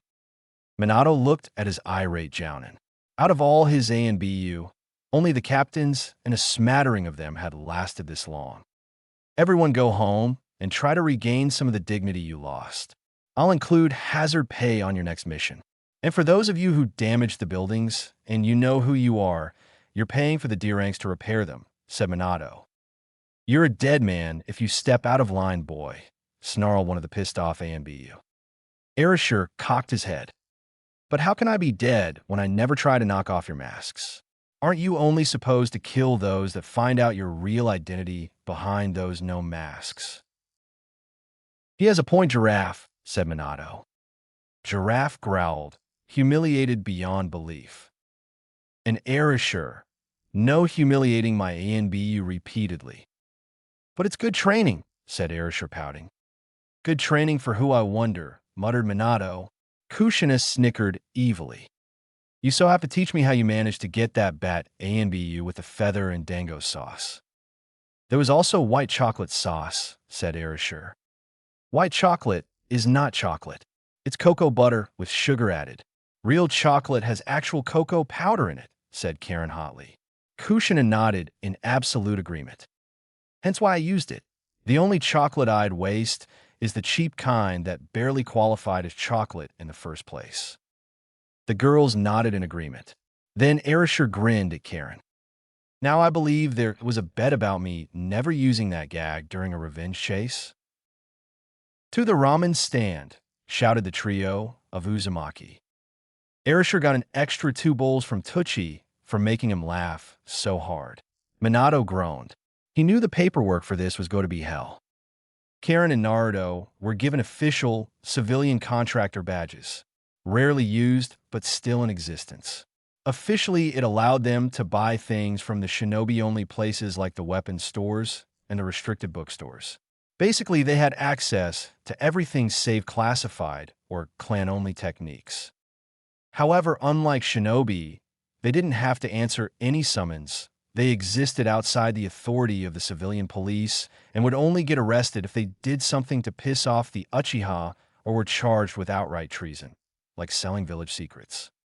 It basically made them shinobi without having to answer to the Hokage or their superior officer, while at the same time making it much harder for the shinobi to harass them without receiving a major black mark on their record. They were civilians, after all. Minato still didn't know why Erasure insisted that the thing have no expiration date or have it laced with a chakra and have their blood sample stored in the Konoha database. It wasn't like anyone would forget the cackling redhead who outwitted the ANBU after all. Naruto kind of liked being a blacksmith. Sure, people gave him weird looks because he had such a normal job after he cheerfully outran and outwitted the famous ANBU, but he liked being able to use his strength for something other than killing people. Though that didn't compare to the amusement Karen got thanks to her shiny new badge that allowed her to toss shinobi out of the library and onto the street for getting fresh with her. She was considered the hero of the public library because she was legally allowed to beat the shit out of the shinobi for bothering the girls. Oh, how the shinobi had learned to dread that evil laughter of hers, because if they were too persistent then they tended to get some nasty surprise visits from Erasure and worse, Kushina, in the middle of the night, right after they fell asleep. Most of the time, said idiots had to fight tooth and nail to get out of all the humiliating traps the two would leave behind. Not that they could prove a damn thing. And in the world of shinobi, proof was everything. Back to his work at the blacksmith shop. He had been accepted as apprentice pretty quick, the idea being that anyone who could lead the ANBU on a chase for 2 hours had the stamina to handle it. And it had taken little time for him to get the hang of it. It didn't hurt that he was used to swinging a hammer and not smashing his poor hand on a regular basis. Besides, he had the dexterity of a shinobi and the patience of a saint. Only someone used to carefully planning and executing revenge pranks developed the sort of patience it took to carefully stalk some poor unfortunate bastard, befriend him, then break into his house and make his life a living hell without leaving a shred of evidence behind to incriminate him. So Naruto cheerfully swung his hammer to make a cheap katana straight. Today was a good day. For 2.5 long months, Minato and Kushina helped tweak the seal Karen had given them. Both were vastly more experienced with shinobi seals, and generally didn't ask about the runes Karen and Naruto kept slipping into the seal. Since they knew it was coming, the two squirreled away a lot of things that would likely be missed after the fact, like books that Minato happened to have, or the locations of small artifacts that Kushina treasured. When it happened, they were going to seal the entire house and take it with them. Konoha wouldn't get a single scroll if they had anything to say about it. Naruto and Karen fit in relatively well, though at least once a week boredom struck hard, and they lead the ANBU on a merry chase. It was so regular that the unfortunate elite Jounin had scheduled around it, and despite their best efforts, Erasure had the most annoying habit of finding their weak spots and pissing them off to start the chase. It was so bad that they literally had kunai boards up in the lounge, and somehow he had known about it.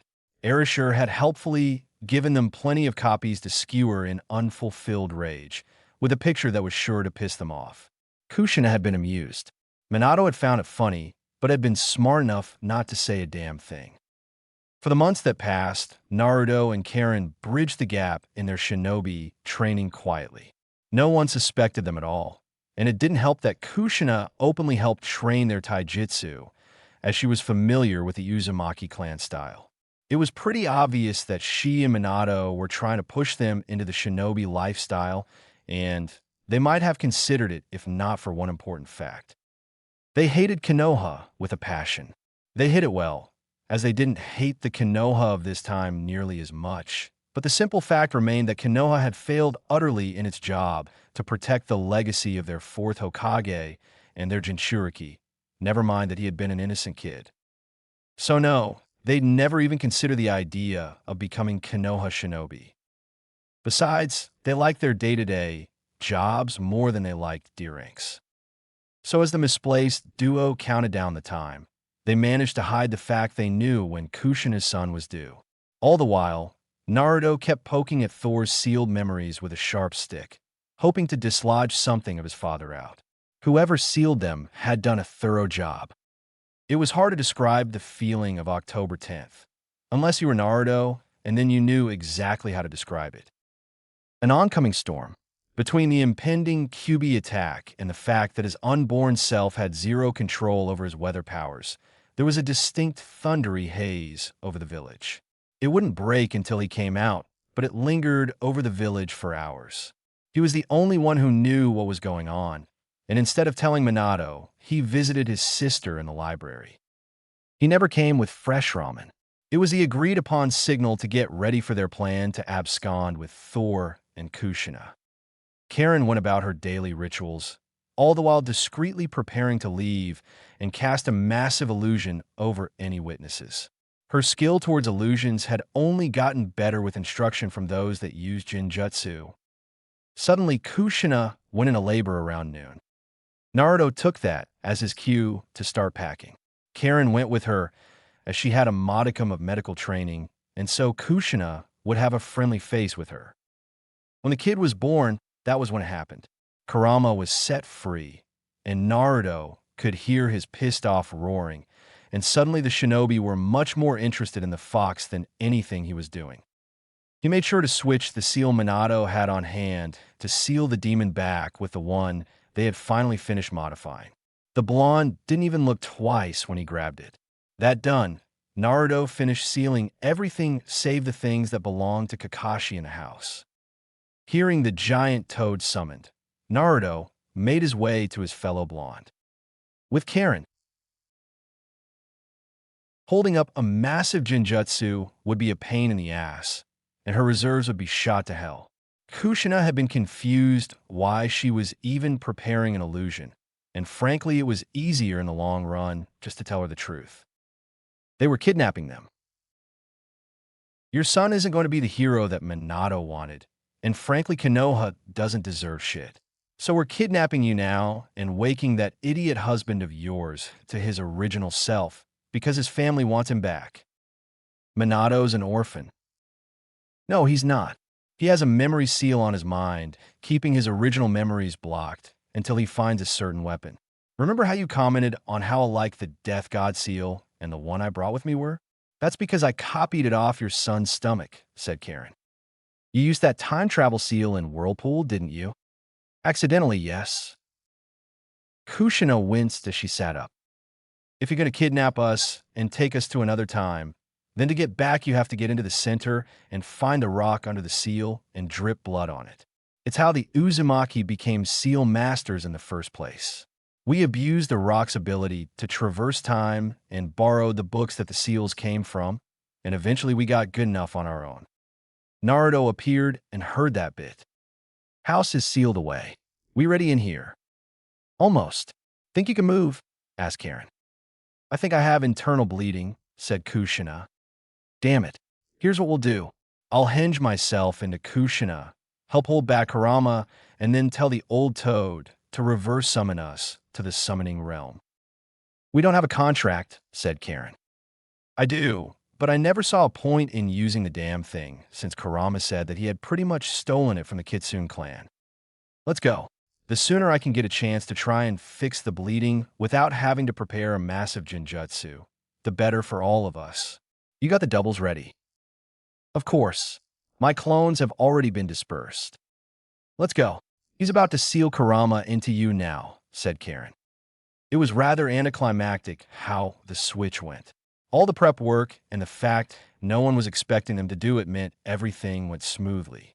A little too smoothly, But then again, no one was expecting a pair of misplaced Uzumaki to outright kidnap the fourth and his wife after a major battle and leave their son behind with some shadow clones to make it look like they had all died but the kid.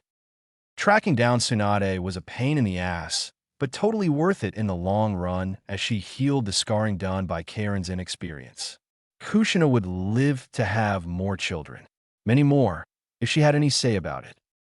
Minato had to be kept under a stasis seal that kept his blonde ass knocked out, as there was a high chance he would try to return to Konoha. As much as Kushina loathed the idea, she agreed it was better to keep the timeline straight, at least until she prepared a proper revenge for the years of hardship her son was about to endure. Once they were in Whirlpool, having gone through the clear primary entrance, Naruto carefully dug into the ceiling's circle and dropped their blood onto the time stone. With a flash of light, they were gone. With Loki, there was a surge of energy, and suddenly Naruto, Karen, and two others were in the circle. Naruto was quick to drag the other two as far away from the circle as he could. "Naruto, who are they?" Naruto turned, saw Loki, and beamed at him. "Dad, oof, get off of me, you idiot.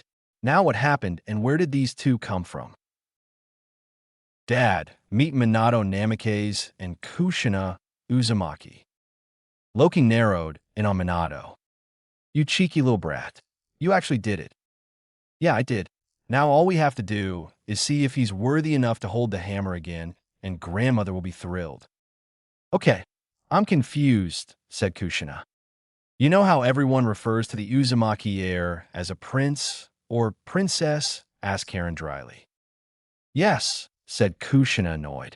She hated those titles. "Well, in his case, it's literal. Minato is actually a prince who got misdirected and sent here as punishment for being an arrogant brat. Only something went wrong, and he ended up dying when your son was born. And that seal that was placed on Naruto kept the soul alive, but not the body. The original plan was to find more stones like the one we just used to transfer them out, but Naruto had a more simple solution. Go back in time and switch us with fakes, allowing our deaths to remain but keep us alive in the long run, so they got their prince back," said Kushina, nodding in approval. Suddenly, she remembered something and grinned. "That civilian contractor thing. You wanted it to keep the Konoha from forcing you back into their shinobi corps." "Absolutely. They're going to be pretty pissed that they lost their Jinchuriki, but they can go screw themselves for all I care," said Naruto, cackling. "We need to go. The sooner we remind that idiot brother of mine who he is, the sooner we can straighten things out," said Loki. Left unspoken was that he had no desire to deal with the shinobi he had seen on the outskirts of the ruined village. "Oh wait, is there any way to—" started Naruto. "Third drawer on the desk. Touch the rock with it, and it'll be sealed into it without activating," Kushina said without hesitation. Loki was confused, but when he saw what Naruto carefully dug up and then sealed into a rather odd necklace, his jaw dropped. "If you had the stone, then why didn't you? Let me put it this way. We've had it for a long time and figure out how to use it. Naturally, we'd also see what would happen if the other countries knew about it. So which sounds like a more feasible way of avoiding all-out destruction. Allowing our village to be destroyed and our people scattered, or abuse the stone and accidentally allow its existence to be known. As far as anyone needs to know, he found a seal and accidentally activated it through Kyuubi's chakra and then used it to get back. It keeps people from asking about the necklace, because obviously he picked it up in the past," said Kushina. When the first Uzumaki found the stone, they had seen all the futures connected to it. And the only one that didn't end with the world completely annihilated was when a blonde sealed it away in a necklace and took it away from the world. No one knew what the stone was, just that it was too powerful for anyone to have it except that boy. And only the heirs and the elders who knew how to keep their mouths shut were allowed to even know its existence. The first thing Minato saw was gold. A lot of it. The second thing he saw was a blonde erasure, which had him blink and his wife. Where am I? The better answer is, when am I? And the answer will be roughly 15 to 16 years. As for why, Well, all your confusion will be answered if you can pick up that stupid hammer I dropped next to you, said Erishur. Minato noticed an unusually decorated war hammer and then looked at him. I dropped it on my foot and was in the mood to pick it up. It should be healed in a couple of hours, deadpanned Erishur. Minato didn't think anything of it and reached down to the hammer on its side. After all, it was a simple thing to hand Erishur his hammer back. The moment his hand closed around the hilt and he lifted it up, he damn near dropped it as the memories hit him like a brick. His eyes cleared up as his full power was unsealed and the memories were promptly filtered into the appropriate slots. Above the palace, a massive storm that even Naruto wouldn't have been able to create, at least not yet, formed as lightning struck the general area of where the infirmary was. Thor had woken up.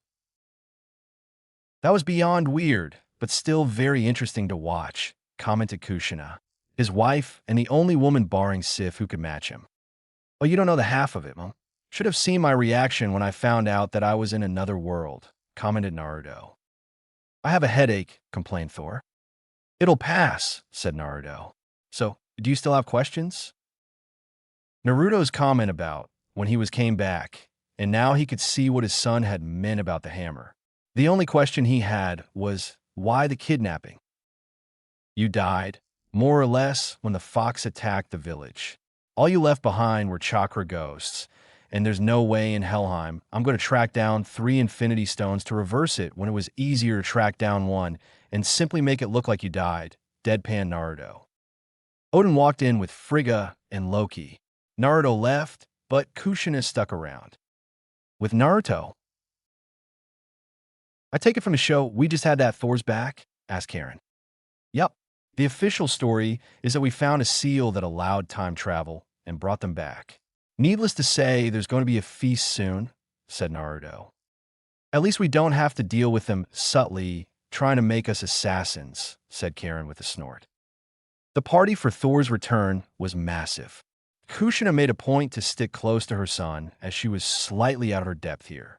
Everyone accepted her status as Thor's wife easily enough, though. Then the apocalypse happened. Kushina found out Loki was a fellow prankster and gravitated towards him.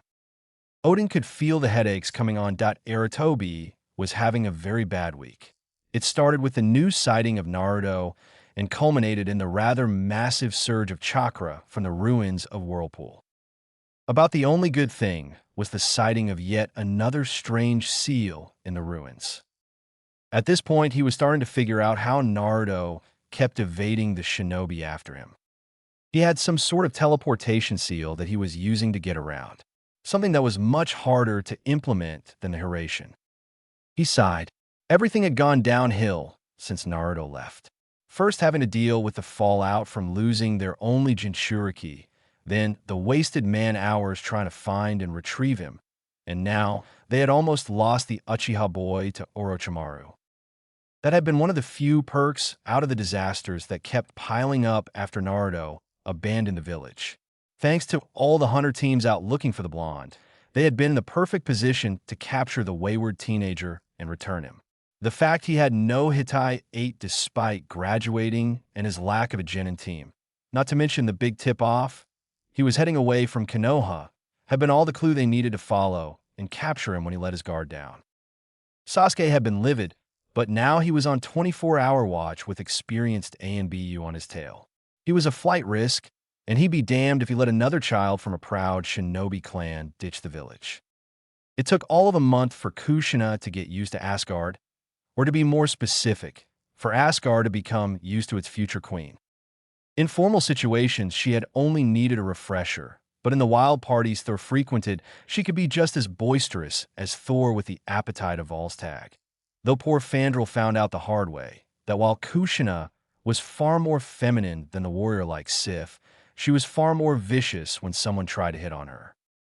Air had high hopes he wouldn't be in mourning for his poor lefty too much longer, but he had brought it on himself. Thor had zero pity on him for trying to flirt with his wife, and once she had Fandral figured out, she had delivered quite the nasty kick to his boys. Needless to say, she got along with Sif a little too well for some. And the less said about the pranks caused by the bored Uzumaki, the better. And the reunion between his now grown son and Naruto went well enough. Loki had clearly claimed Naruto as his son, and while Naruto had gotten along well enough with Minato, he was still getting used to Thor. On the plus side, Kushina's presence made very sure that Thor's arrogance never again reared its ugly head. The few times it tried, she smacked him down hard, and then she cut him off from getting any. Odin was rather pleased by that, as he had no desire to see Thor cast out again. So explain to me again why I have to go back to Konoha, even for a short trip, deadpan Naruto. Thor squirmed uncomfortably. His son, and boy hadn't that been a curveball he hadn't expected to deal with while being forced to live as a mortal, had made his feelings on the village clear. It could burn for all he cared. I may have left a few things back in Konoha. I sealed up your entire house, barring what was in Kakashi's room. I sealed all your little bolt holes and even a few things from the Hokage's office. What could possibly be so important that would require me to step foot in a village I hate and happen to be on the catch-on-sight posters? The Forbidden Scroll. Stole it once and happens to be the reason I hate Konoha, said Naruto. I may have added a seal that would allow one to come to Asgard if enough chakra is added. My true self was bleeding through and wanted to come home after the war with IWA. It's not my fault, said Thor quickly at the incensed Naruto. Okay, I'll grant you that one. Shit, the last thing I want is to deal with idiotic Konoha Nin after my ass, because some moron found a way to Asgard. Oi, Karen, we're heading on a road trip to rob Konoha blind, he shouted down the halls. Why? She asked, popping her head out of her room with only a towel on. Dumbass left a seal that could bring Konoha here, and you know they've had a hard-on about catching me since I told them to go screw themselves. Wouldn't this be the perfect chance to grab some of your friends, like Kurama, and really piss off the elemental nations? I mean, Thor's coronation isn't too far off, and we can just go in and have some fun while we're there. This is a good point, and plus we might as well make it one last trip anyway to retrieve the Uzumaki clan. How long a trip? Well, I'm thinking a year or so, piss off a lot of the shinobi, and make them try to find a way to get to us only to fail in an epic manner and never forget us, said Naruto. Karen's grin was evil. I heard the words epic pranks and memorable montage, said Kushina seriously. We're going to have one last trip in the elemental nations and leave with such a bang that there is no way in hell anyone will ever say the name Uzumaki without either shivering in fear or trying to repress horrible memories of pranks that will pop up at inconvenient times. Oh, and rob everyone blind, of course. Kushina cackled. I knew you would take after me more than you would your father. Naruto grinned evilly. Thor shuddered, as he still remembered Kushina's horrible mood swings while pregnant. I heard the word chaos, said Loki evilly. We're going to make a vacation out of collecting the Uzumaki, all the while stealing everything that isn't nailed down and causing untold panic that will ensure that no one ever forgets the name Uzumaki ever again for fear of what we'll do to them if they do. Kushina and Loki both cackled at the implications. I want in. Cloak and dagger is fine and all, but it gets boring when you figure out what buttons to push without actually trying, said Loki. Now, to convince Odin, said Naruto. Convincing the king turned out to be the easy part. Packing was not. More to the point, they had to come up with a plan of attack, so they didn't end up stuck in Konoha due to any obligations. They wanted their Jinchuriki back, and Naruto hated them with a passion. He almost couldn't wait to see that senile old man's face when he found out Naruto had a legal and legitimate civilian contractor's card that had no expiration date. Payback was going to be a bitch, and he had the feeling the ANBU would remember him pretty quick when he walked through gates. Karen hit him on the head. No evil cackling without a proper audience to appreciate it. Just thinking of how quick the ANBU are going to be cursing our name when they find out I'm alive and back. Oh, carry on then, said Karen. Naruto resumed his evil cackle of doom. I heard evil cackling and I want in, said Loki. The uncle/nephew duo proceeded to cackle evilly at the impending chaos. Karen eventually joined in, and almost everyone avoided that corridor for hours. Their vacation in the elemental countries started out simple. They were completely devoid of the local currency, and carrying gold around was pretty annoying. So they hit up Moon Country for a while, because it had casinos. Oh, and dealt with some pissy missing mean, rescued the king, and more or less cleaned out the damn near every high-stakes casino on the island. Man, was that one-eyed Jounin pissed about the way they kicked their ass. Oh wait, he's from Konoha? So who cared? Naruto cheerfully went swimming, with his red hair sticking to his face.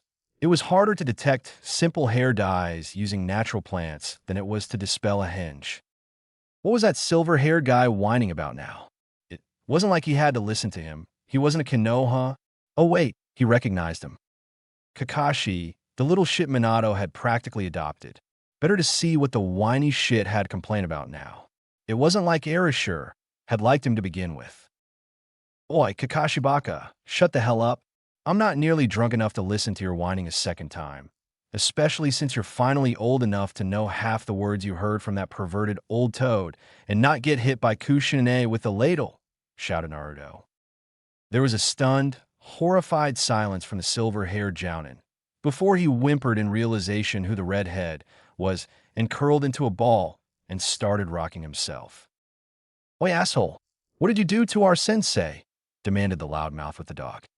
From the sound of his whimpering, I'd say Ewan repressed a lot of memories of my cousin during her rather hormonal pregnancy mood swings that traumatized him for life. Or it could be the memory of me dragging him along for the ride when I pranked the shit out of the ANBU and forced him to keep up for an hour before I hogtied his whiny ass and dumped him in a maid's outfit with no underwear in the women's onsen, said Naruto sagely. Kakashi choked before fresh peals of sobbing was heard. The loud mouth and the banshee stared at him. I don't know whether to be disturbed or impressed at how quickly he rendered Kakashi-sensei useless, admitted the pink-haired banshee. Why? They assured me you were dead, whined Kakashi. Is he still a whiny little shit? Because I could easily remind him of how much Kushine hated his bitchiness when she was hungover. Oi, Erasure, we're about to have dinner, you in, shouted Karen loudly. For the ramen. Kiba looked at his sensei, who was still trying not to remember all the hellish experiences he had when he was younger. He poked the man with a stick. I'm almost terrified and impressed at how quickly he scared him, admitted Kiba. In Konoha, Sarutobi released the messenger hawk, took one look at the missive, and choked in horror during the Jounin meeting. Hokage-sama. He's alive. For the love of all things holy, those two demons are alive. He said, horrified. The Jounins were concerned now. One cautiously asked, who are alive, Hokage-sama? Sarutobi looked up from the missive and said with a voice that could have declared that the Kyuubi was about to attack. Erasure and Karen Uzumaki, Kushina's cousins. They're alive and in Moon Country. It took 3.6 seconds for that statement to process, and when it did, he had the unique sight of the ANBU all breaking down in horror. Well, all but one of them. And lo, not the red-haired devils. Sweet, I get to go drinking with Erasure again, said Anko happily. Erasure had been the only civilian who hadn't given two shits about her old teacher and had treated her like a person. He also paid her dango addiction without complaint. The Hokage whimpered. He remembered the paperwork those two left in their wake. If Naruto had been bad after a prank, Erasure was 20 times worse, if that was possible. He shuddered, and hoped like hell that the civilian contractors past Minato had signed had an expiration date. Naruto was grinning evilly as word quickly spread about Erasure being back. At a few years, and no one knew he wasn't actually in his late 20s. Watching grown men with animal masks see him in civilian villages, then scream like little girls and make warding gestures while shouting at the top of their lungs that the evil one has returned never got old. Every time it happened, Loki broke down laughing his ass off with Karen, who took pictures. Of course, then he had to explain to the local police why battle-hardened ninja who could kill and not bat an eyelash ran away from him screaming. Watching them privately wonder how tough ninja could be when they ran away from prankster was just as funny. Seeing a familiar face, Naruto grinned even wider. Oi, Ero-sanin. Long time no see, shouted Naruto loudly enough for the women to realize that the infamous pervert was on the other side of the fence peeping on them again. Jiraiya took one look at Naruto and paled rather impressively. Loki snickered.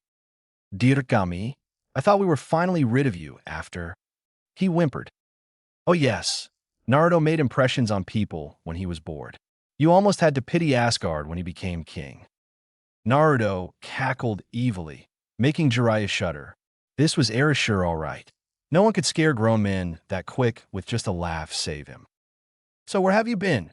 Asked Jiraiya, once he repressed a large number of rather horrifying incidents all over again.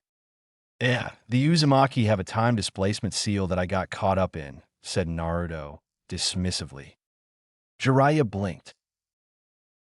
Time displacement seal? I destroyed it once I came back to my proper time, but it was a pain in the ass. Personally, I can't wait to see the expression on that old monkey's face when he finds out who Erasure actually is and why he's been missing for nearly 16 years. Jiraiya had a horrifying premonition as Naruto dispelled his henge and almost fainted from shock. Oh, dear Kami, you're Erasure.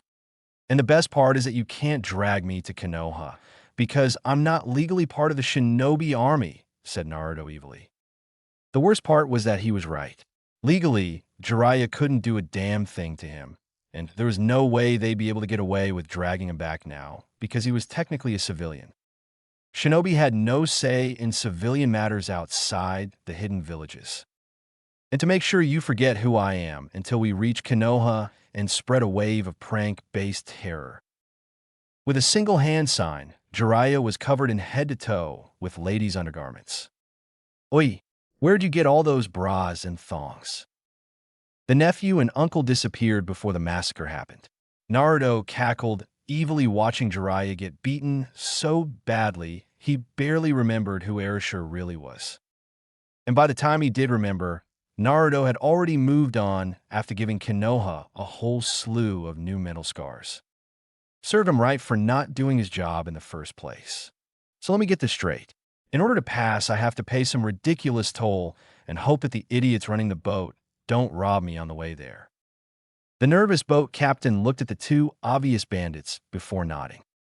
And the fact that we're less than 30 miles from Konoha means nothing to them? Dear Odin, these shinobi can't do anything right, complained the blonde. To the confusion, the poor boat captain and the bandits, the blonde promptly looked at his companions. We're cleaning house and the mess those lazy ninja left, he informed them. The older one sighed, but looked at the bandits with distaste. I would disagree with you, Naruto, but not even my idiot brother would leave something like this alone. And with that, the two bandits suddenly found themselves unable to breathe from the holes in their neck. The captain looked at the blonde with fear now. Right, take us to the shore so we can see how much damage control we're doing and how big of a mess we have to clean up, said the blonde, clapping his hands together. The captain gulped. Today was not a good day to get out of bed. Tazuna had tried hiring shinobi to guard him long enough to build the bridge, but the commanding Jounin had dragged his team back the second he found out he'd be dealing with other shinobi. Worse, he blacklisted Wave Country from a mission request when he got back. His daughter had been taken within a week, and his grandson had withdrawn even more into himself. So when 3 strangers came in offering to clean the place up, he was overly skeptical. At least until they stated rather firmly that they weren't shinobi, nor did they care to associate with the bastards unless it was causing mental and physical trauma. Tazuna was reluctant to accept their offer, but what did he have to lose? Especially since the oldest member of the trio called in a 4th member who tried her best to bring Inari out of the depression he had sunk in when his mother was captured by Gado's thugs. With Kushina guarding Inari, and Tazuna to a lesser extent, Loki, Karen and Naruto were free to clean out Wave of its bandit problem. Thor had even sent along Mjolnir so Naruto could get used to it while he cleaned out the trash. Is it a bad thing I don't feel the least bit sorry electrocuting these morons? Asked Naruto, using his hammer to channel lightning. With the return of Thor, he finally had some idea how to do it without electrocuting himself, and then hear Kurama bitch about healing him after. No, came Loki's flat reply. I can't believe Konoha let it get this bad. It's within their protected territory, and not one of their shinobi thought to deal with this issue, said Karen in disgust. They were hired to deal with it, but they backed out when they found out that the mission was misranked and went home. Old man Tizuna lost his daughter for it, and the bridge was never completed, said Naruto, using his storms to deal with a cluster of bandits. His control over weather only got more refined as he had a chance to actually use it. It was funny, really. Thor's mortal form had named him after a character in a book written by a pervert, but in reality his name was absolutely perfect. Maelstrom, because his powers got even worse near large bodies of water. Worse for his enemies, that is. Naruto's powers over the weather were damn near absolute in places where there was plenty of water. He could create hurricanes and rogue waves so quickly it was impossible for captains to avoid them, or he could dispel such things with very little effort at all.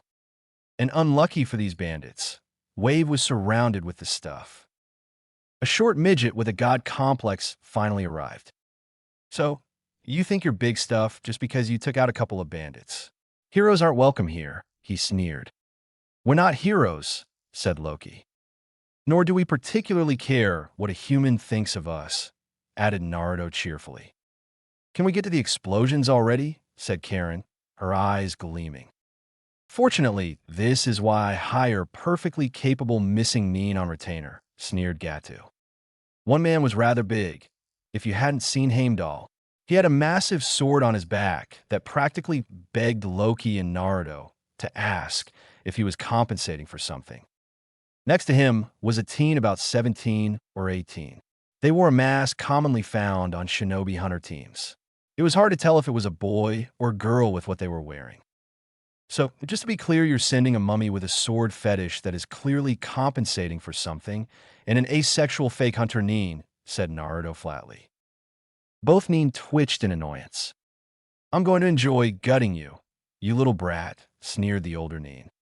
Naruto took out Mjolnir, set it twirling before he grabbed it by the hilt, and sent some magic into the sky.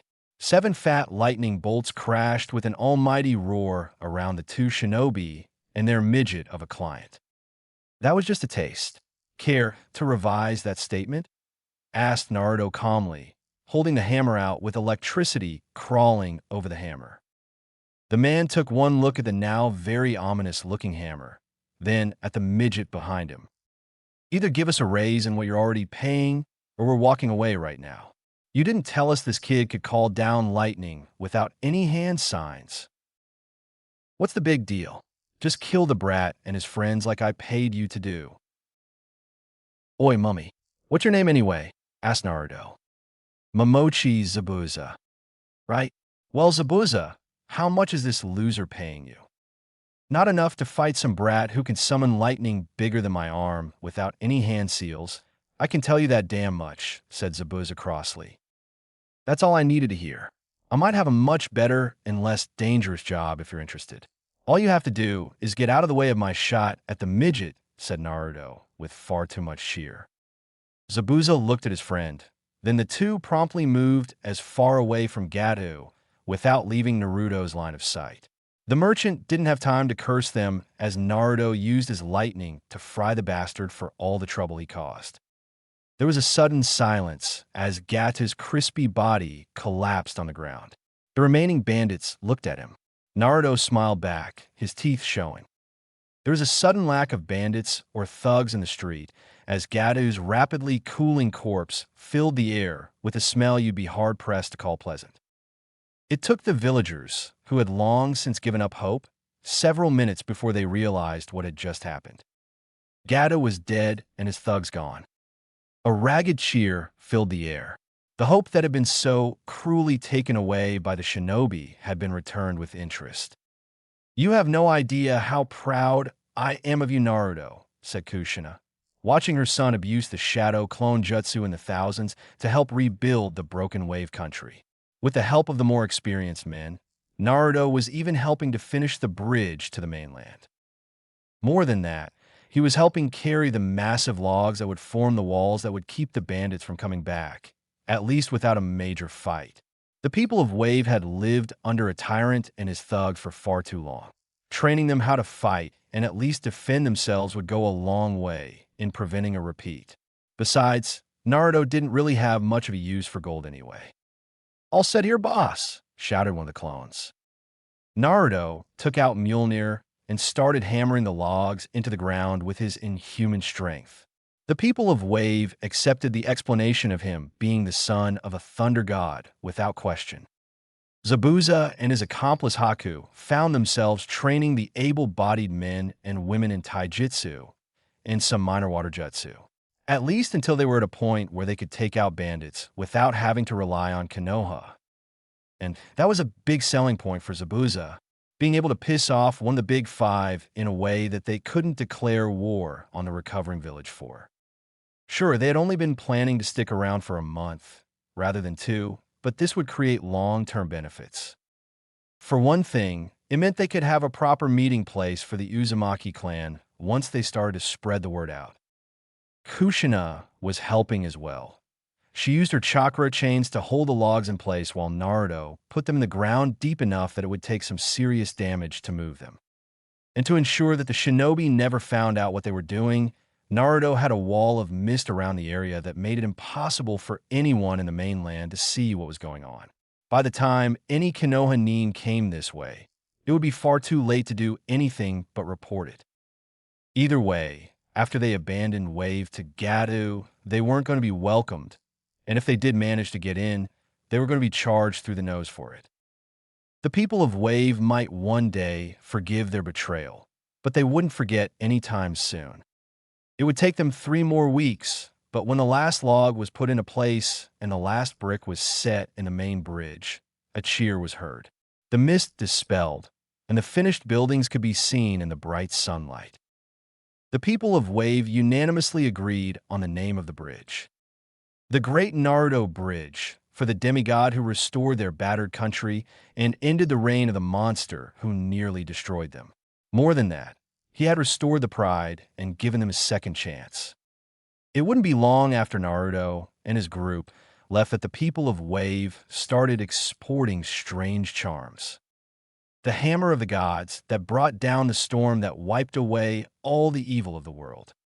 Little hammers that were imperfect duplicates of Mjolnir would be common around Wave, as were the older representations of the hammer, courtesy of Loki giving them one of the older charms from Asgard to Tizuna. In between the Uzumaki swirl, the symbol of the mystical hammer were carved damn near everywhere. "Sir, we have new reports from Wave Country," said a random ANBU.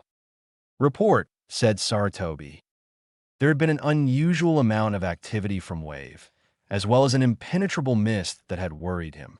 He did feel some pity for the people when his men came back and blacklisted them for underranking the mission request, but such were the way of things. The ANBU handed over pictures they had taken. Not only had the bridge been completed after the mess of the attempted escort mission by the main bridge builder on the island, but there was now a rather respectable wall that had multiple carvings on the wood. The hammer was unknown, but the swirl was very familiar. It was the symbol of the Uzumaki clan. According to local reports, which are limited at best, the bridge has been named the Great Naruto Bridge for the man who single-handedly rebuilt the village and helped place a wall. There are rumors that he is able to use lightning jutsu without any hand seals whatsoever, and his strength is far above any civilian. Saratobi sat up at the name. What are the descriptions of this Naruto? Blonde, blue eyes, roughly 17 or 18, with whisker marks on his cheeks and an orange shirt and black pants and cape. His hair reaches to the waist, and he carries an intricately carved hammer that summons lightning as thick as a blacksmith's arm without seals. has a very notable disdain for shinobi and their villages, said Eagle. He sagged. Naruto was alive and thriving from the sound of it. More importantly, from the reports alone, he could guess that the seal they had placed to deal with the strange storms the boy always had around him growing up had broken or been removed. And the hammer was familiar as well. Summoned Snake. I wanted to look into the odd weapon that was found a few decades ago in one of the abandoned training grounds and see if it's still there, said Sarutobi. Yes, sir. Snake went to the training ground and found an empty hole where a massive war hammer should have been. From the looks of it, it had been empty for some time because the hole was filled with water. Anko returned to the Hokage to report. That weird hammer is gone. Has been for some time, I'd say. I should have known. Damn near every shinobi in the village tried to pick that thing up at some point, and the only one to succeed in claiming it was Naruto, said Sarutobi. It was a curiosity and a joke. Most jounin told the genin about it to watch the more arrogant ones get some much-needed humility, as common consensus said that anyone who could pick up the damn thing could keep it. I want someone to look into this hammer that the citizens of Wave carve into their wall. I want to know what it is and the significance of it. And I want it yesterday, said Sarutobi. He had the feeling that finding the source of this hammer would lead him straight to Naruto. And after 5 years, they desperately needed to find him. They were already on the brink of war after the Suna/Sound invasion. It had been sheer luck that the underside of the roof had collapsed, and the ANBU had been able to come in through the hole in time to aid him. It didn't take long for word to spread about a non-shinobi who protected the weak. In fact, Naruto was more surprised it took a full month for rumors to spread about him. The more good deeds they did, the faster rumors went ahead of them, and the more he saw tiny hammer charms carried by civilians. Loki found it more than slightly amusing, watching children run around with pretend hammers slaying bandits and helping civilians without asking payment in return. More importantly was the way the shinobi themselves reacted. It was very obvious how they felt about someone going around using jutsu and going on missions without demanding payment. Such a concept was a threat to their entire way of life. After all, that much power should only belong in a shinobi, which Naruto most certainly wasn't. In fact, to hammer that fact in, he went around explaining rather vocally why he wasn't in any shinobi army and had no desire to ever be in one. He never lowered his voice. He never hid what the discussion was about while in bars. And as a result, every shinobi village in the elemental countries now knew the infamous tale of Mizuki and the boy who had left his village in search of a better life than Konoha. Naturally, the Konoha shinobi were all scrambling to dampen the fires that the story sprang, namely the upswing in enemy shinobi trying to pull a fast one and the sudden decrease in mission requests due to the lack of faith from their wealthy clients. Suna couldn't be happier about the Leafs' predicament, because the clients that Konoha lost generally went to them and the other outlying villages. Sure, their Jinchuriki was a homicidal maniac, but at least they didn't outright try to sabotage his shinobi education or treat him unfairly. Not that they could do to Gaara's ultimate defense and the fact he'd cheerfully kill them for it, but it was the principle of the thing. The village hidden in the sand was many things, but at least they didn't have the reputation of abusing children that Konoha was starting to get. And it really didn't help that the civilians of Konoha didn't know to keep their mouths shut about the blonde, so when discreet inquiries were made by enemy shinobi and other merchants, and they heard how the demon brat used to terrorize the village with his pranks and how they were glad the brat was gone. Well, it didn't look good for the Leaf Village. Jiraiya grimaced when he heard yet another story about his home village.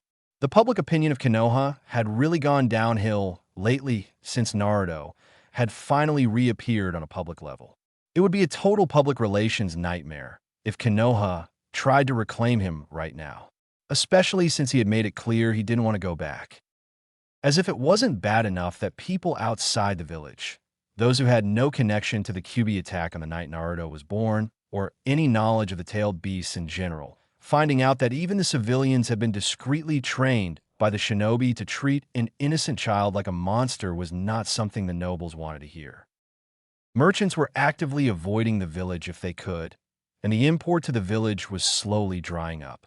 No one wanted to be associated with Konoha at the moment if they could avoid it. Right now, the only thing he wanted to do was get roaring drunk. Even his own contacts wanted nothing to do with him. So imagine his shock when he saw a familiar head of blonde hair in a drinking contest with Tsunade herself.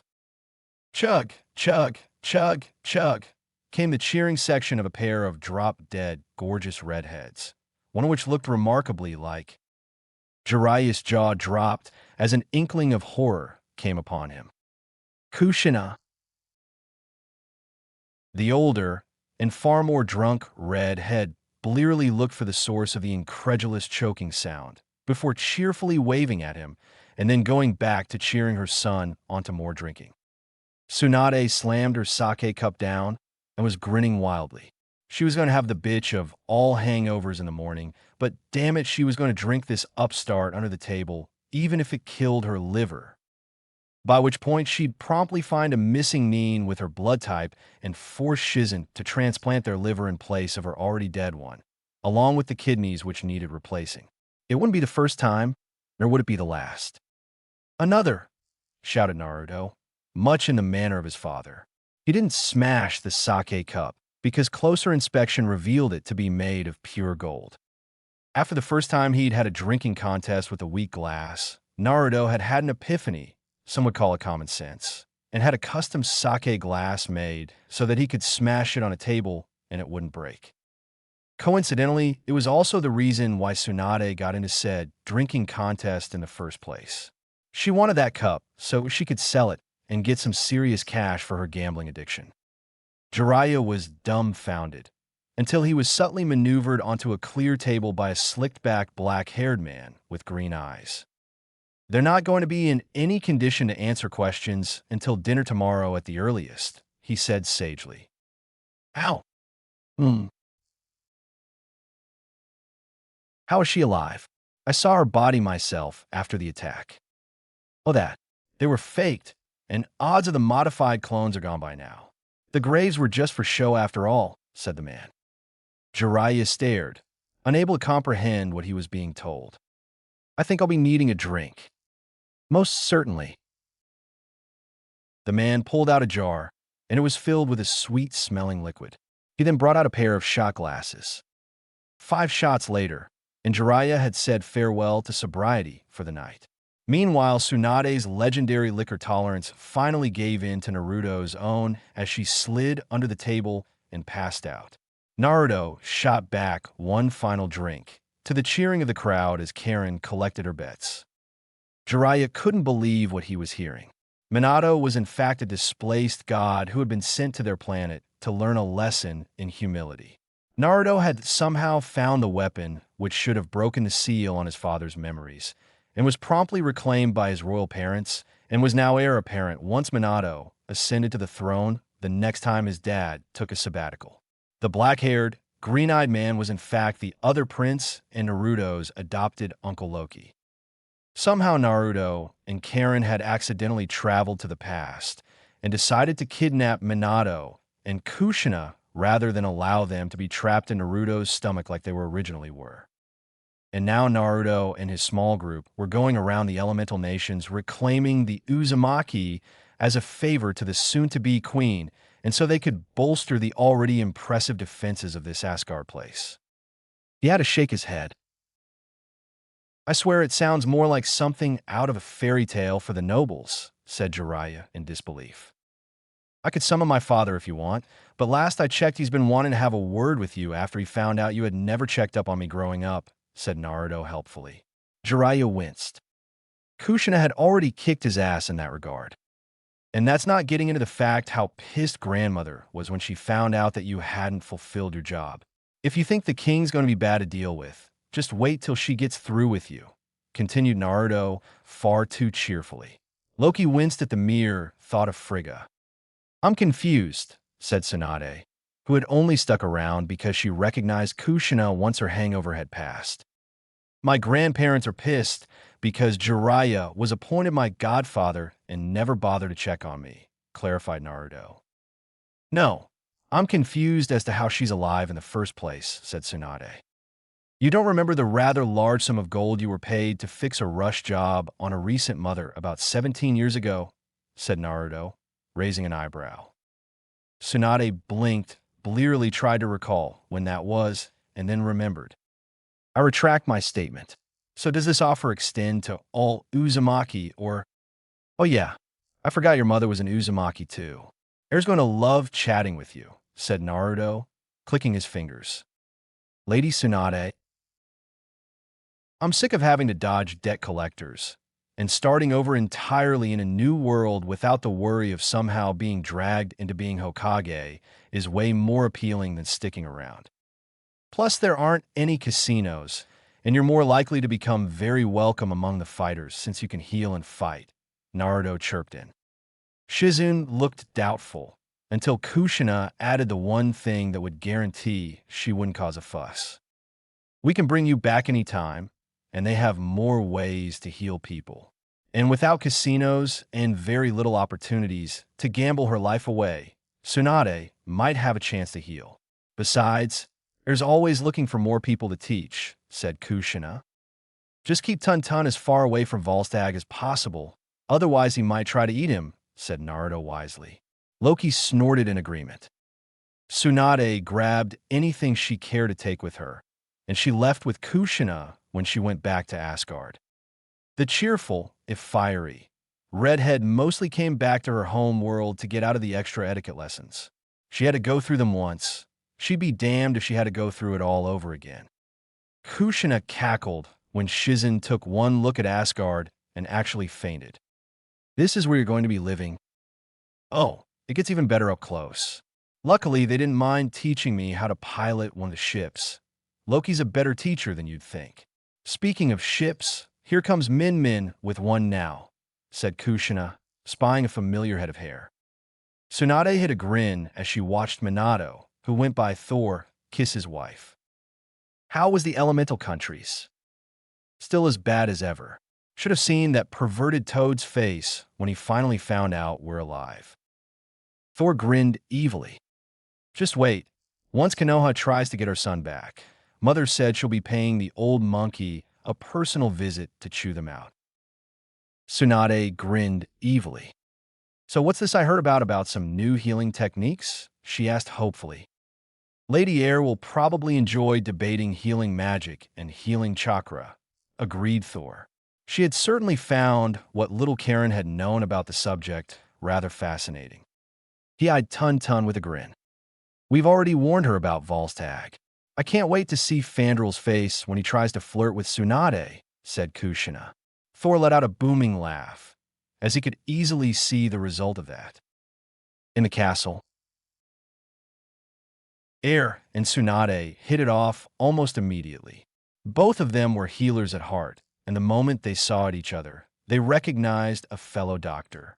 When she heard the reasoning behind Tsunade's bad habits, she was rather sympathetic.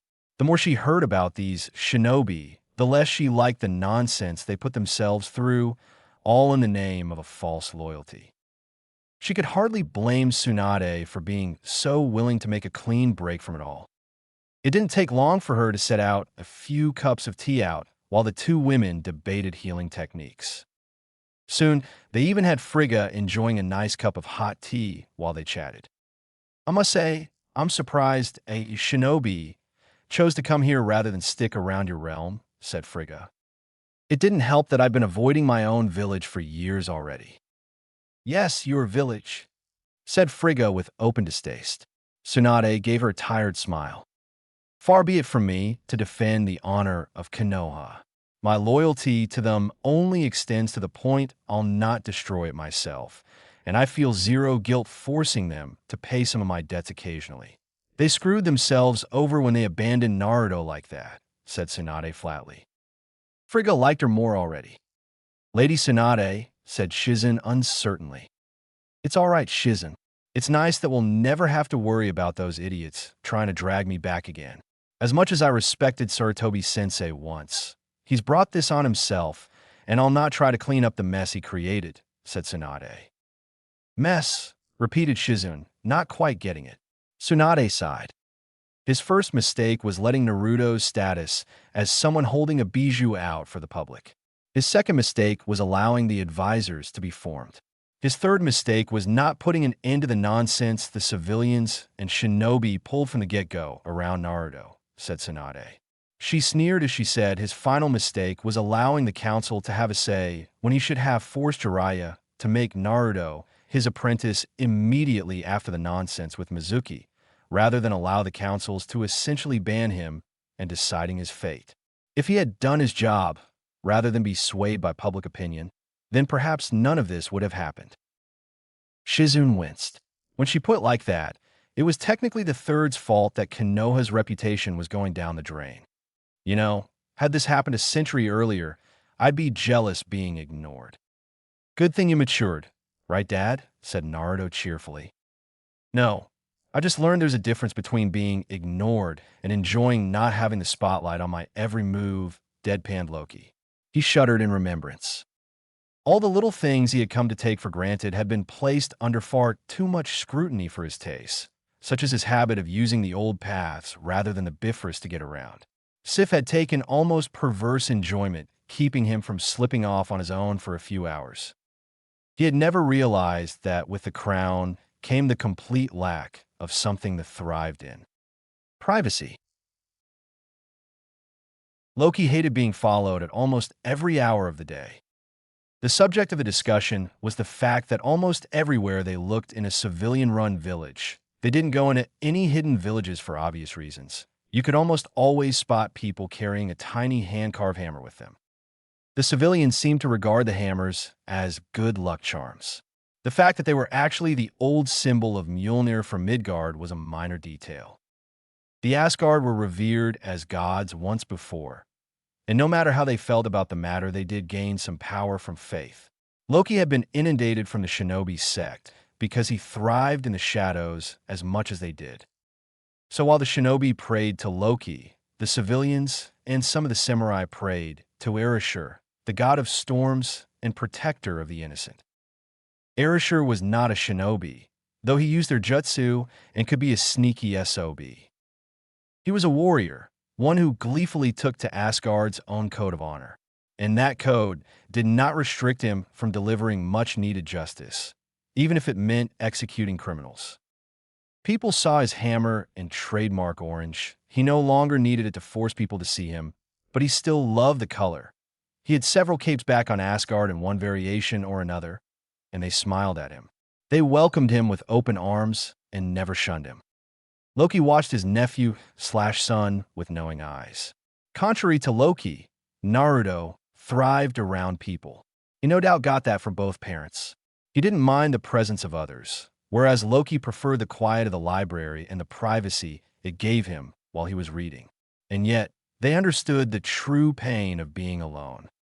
It was as if he were polar opposites with himself.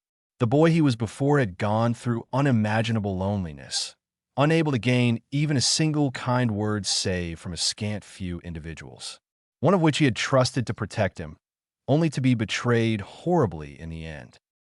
The man who Loki followed through the elemental countries now still held the remnants of that pain. So much so that he held an empathy that Thor instinctively lacked.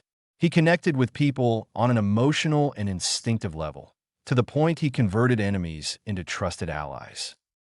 Well, trusted to the point they didn't try to stab him in the back afterwards.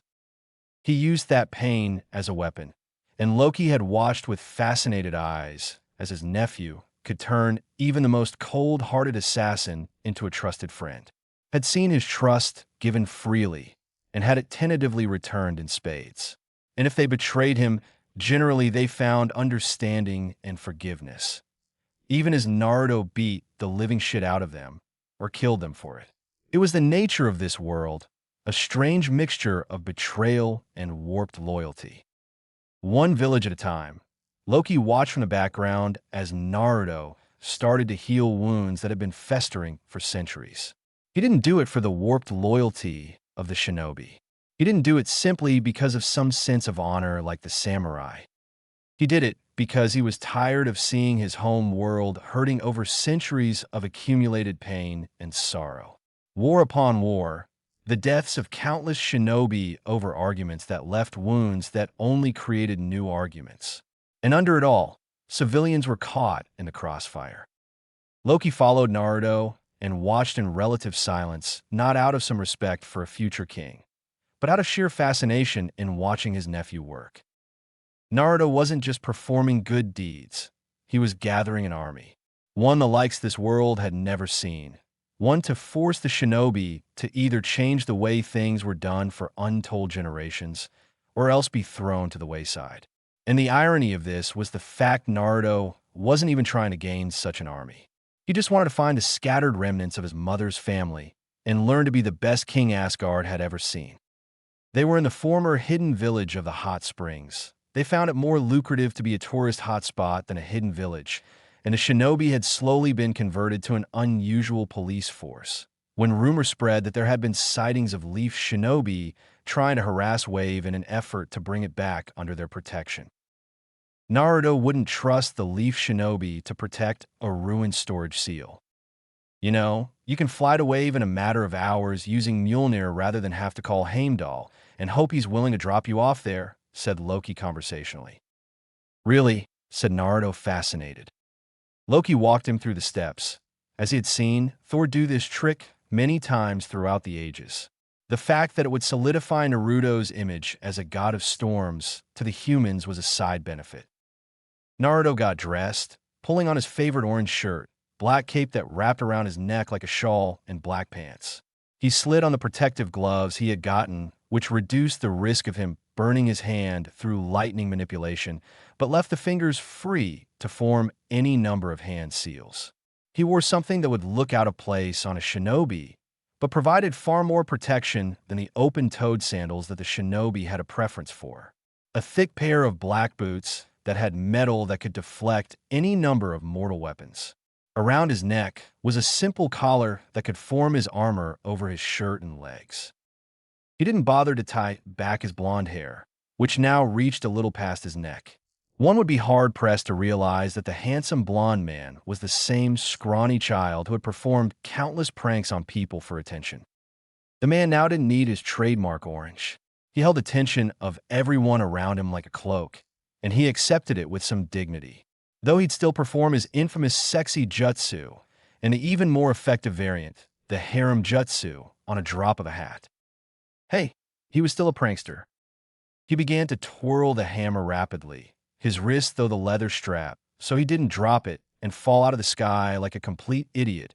It had happened to Thor more than a few times when he first learned how to fly unaided. Then he stopped and pointed the hammer in the direction of Wave Country. It took Naruto several seconds to realize he was flying, actually flying through the sky in clouds. Then he realized with some panic something Loki hadn't taught him. How the hell am I supposed to land? Back at the hot spring, Loki was chortling with evil amusement. Learning how to get off the ground was easy. Naruto would have to learn the hard way how to land. Everyone had their own methods, and it all boiled down to the same thing. Practice, practice, practice. Karen poked her head over the fence. Why did I just hear Naruto shouting in a deranged and slightly panicky manner? I told him how to fly, but neglected to tell him how he was supposed to land. Karen and Kushina processed this before they joined Loki in some healthy evil laughter at the blackmail they were about to have on Naruto for later. Naruto landed in Wave sometime during the night. 30 ruined trees, 5 massive craters, and a few false starts that crashed him into a boulder later. He had landed some distance away from the wall and away from water, so he could shout at Heimdall to stop laughing at him, damn it. If Heimdall hadn't been watching the initial crash, he did the first time Naruto said his name. And yes, he did record it for blackmail material and no minor amount of payback. He didn't bother to disguise himself, as that would only make it harder to get in. Wave had developed a reasonable paranoia towards strangers after the first near-successful infiltration attempt by the Leaf. When the night watchman recognized him, he was quick to open up the passage into the village. The same passage that was filled with water and carnivorous animals when not in use. It had been one of Zabuza's idea for a more morbid defense/exit. The passageway was lined with stairs and holes that would pour water in at a pace too rapid for all but the most experienced shinobi to be able to reach for any devices to breath water.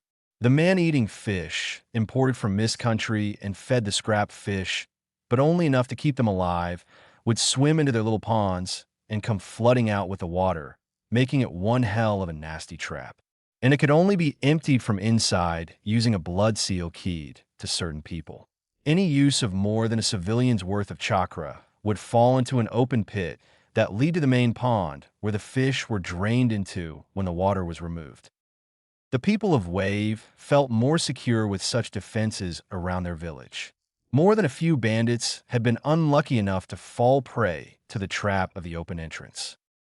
Zabuza and Haku had the dubious honor of being captain and vice captain of the defense force, meaning he had free rein to create many such traps so long as there was minimal risk of the villagers being caught in them, and he marked them appropriately where only the inhabitants could find them. Like Naruto had said, it was a cushy job that provided damn good pay, and he was free to kill any hunter Neen stupid enough to bother them. And there was minimal risk of being stabbed in the back, which was more than could be said for working with Gadu. Finally heard about the Leaf trying to encroach on your territory, did you? Oh, I heard all right. Fill me in so I know what level of pranks I should lace the road outside the Leaf village. So Zabuza told him. The more he talked, the darker Naruto's mood became. Unknown to him, his hair slowly shifted from a sunny blonde to the color of blood until it reached his roots. Zabuza hadn't detected a single jutsu or any chakra, so it was unlikely that the boy was doing it himself. As if a switch had been flipped, where the easy-going Naruto had been, the vengeful and mischievous Erasure had taken his place. Right, one of the next batch of morons due to arrive. Mid-morning, that's when they usually show up. From what I can tell, the Konoha Council or someone inside it doesn't like the fact there's a militaristic village so close to theirs. Never mind that if they had done their damn job, they wouldn't have had reason to learn how to fight. Zabuza found it odd dealing with civilians, but Haku found it refreshing. The reason why the shinobi sect dominated most of the power in the elemental nations was because there was a distinct power gap between the civilians and the shinobi. If that gap was equalized to the point where mere civilians could take out bandits on their own, the shinobi would find themselves having to get their shit together. Which actually gave Erasure the perfect idea with how to deal with the shinobi villages he disliked so much. It would give them a taste of their own medicine and keep the civilians from being victims in their wars. He was going to teach more civilian villages how to fight, so they didn't have to ask the shinobi to help. Right, time to put the fear of the gods into these morons, said Erasure crossly. As it turned out, the group trying to bring Wave back under Konoha's protection was led by a senior ANBU who had been around since before the Kyuubi attack. The second he recognized Erasure, he screamed like a little girl and tried like hell to run the other direction. Naruto/Erasure saw this as one big prank, so he played along with the whole God of Storms title he had going on. His dad might be God of Thunder, but his son would rule the storms. Commander, who is that man? A whispered discussion followed, and whatever was said to the younger shinobi had them paling rather impressively. I am the Kami of the Storms, Uzumaki Erasure. This area is under my protection, not you feeble shinobi. You failed to protect them when they needed you the most, so you are not welcome here now or anytime soon. Leave before I bring the force of the hurricanes down on you, said Naruto boldly, his stance that of absolute confidence. Some of the younger shinobi, mere chunin at best, scoffed at his claim. That is until Naruto calmly pulled out his hammer and raised it to the sky. With a little magic, the sky darkened and clouded over. The ominous sound of thunder was heard, when before there was a clear sky without a single cloud in sight. Fat bolts of lightning struck the ground, causing it to tremble and quake from the force of the blast. The shinobi took one look at Naruto, then at the blackened ground and the now rather terrifying sky overhead. The rumbling of thunder continued until Naruto could tell they had cleared the area. Zabuza was impressed. and reminded why he had agreed to train civilians rather than get the hell out of Dodge, or worse, challenge Naruto when he first met him. Not bad. I think I saw a few of them piss themselves when that lightning hit so close. So how are we going to play this? He asked seriously. He eyed the civilians nearby, all of them in a familiar position of prayer to a kami. Naruto's eyes gleamed. Technically, it wasn't lying, just a slightly altered version of the truth. Here's what I want them to start spreading, he said conspiratorially. Zabuza was grinning evilly under his mask. Loki barely raised an eyebrow when he heard the rumors, shortly before Naruto came back. The evil eye his nephew gave him was entirely worth it. Ereshur, the god of storms? Loki, god of shape-shifting, chaos, and lies. Kushina, the goddess of seals and wife of Thor. Karen, the goddess of illusions, said Naruto evenly. I didn't skip out on any of you. Karen preened at her new title, as did Kushina. Minato claimed to be a master of Fuinjutsu, but in reality Kushina had been the one to create the original Death God seal. He just modified it. I'm just surprised you decided to give us all names, said Loki dryly. Let's face it, the civilians here are superstitious, and if I didn't run with it, they'd give me something even more silly as a name. Giving them something to work with makes it easier to implement my plan to force the shinobi villages out of business, said Naruto. Out of business, echoed the girls incredulous.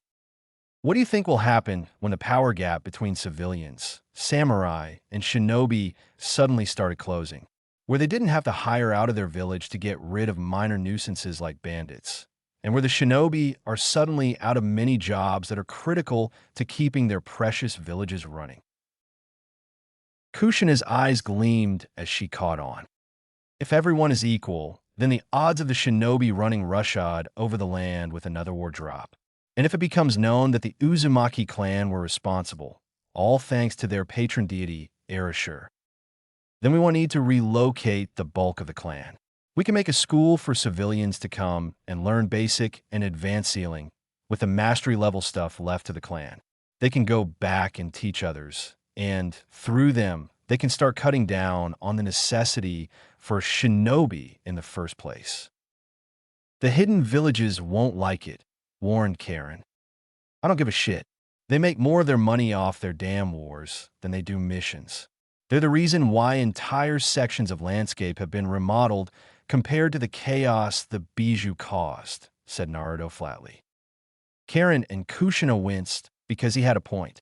The shinobi were usually the instigators of the wars that remodeled the landscape, and at the core of it all they made the most profit while the civilians had to deal with the fear of the fallout. The first hidden village had been a good idea, but by the time the third Hokage reclaimed his old post, everything had gone downhill. The entire shinobi system was corrupt and outdated. Sure, they wouldn't like finding the civilians no longer needed them as much as they had, but either they changed with the times or they fell to the wayside. There was a new cult growing, and unlike the rather terrifying priest of Jashin, this Ereshur, kami of storms, had an actual face that the civilians could speak to, and he actually did something whenever sailors prayed to him.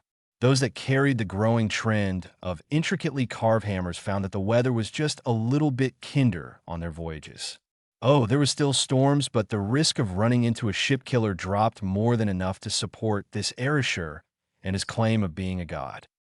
Now, under normal circumstances, the shinobi would pay such a god no mind. After all, it was obviously some missing ninja who had a god complex. Except it wasn't just the sailors or the pirates who prayed to him. And those that started erecting shrines to Ereshur and his group also had the worrying tendency to teach their able-bodied men and women how to fight.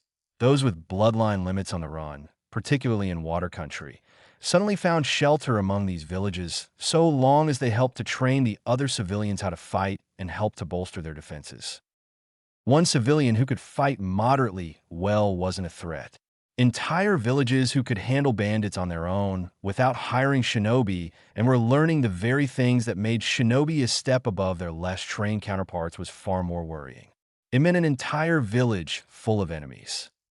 More worrying was the sudden drop in mission requests and the fact that the daimyos were all starting to look into said villages and their patron god Erashur. The shinobi villages had been around for decades, if not centuries. The idea of changing the way they did things hadn't crossed their minds. It was fairly obvious that if the missions continued to drop, thus restricting the incoming money flow, and the civilians continued to learn how to fight as well as a genin, which was more than enough to deal with bandits, then the entire shinobi structure could very well fall apart at the seams. All-out war would break out. So the leaders of the hidden villages began to plot. If this Erashur continued to be a threat, then clearly he'd need to be dealt with before things got out of hand. The first attempted assassination came from Kyumo. It was fairly obvious what their thought processes were.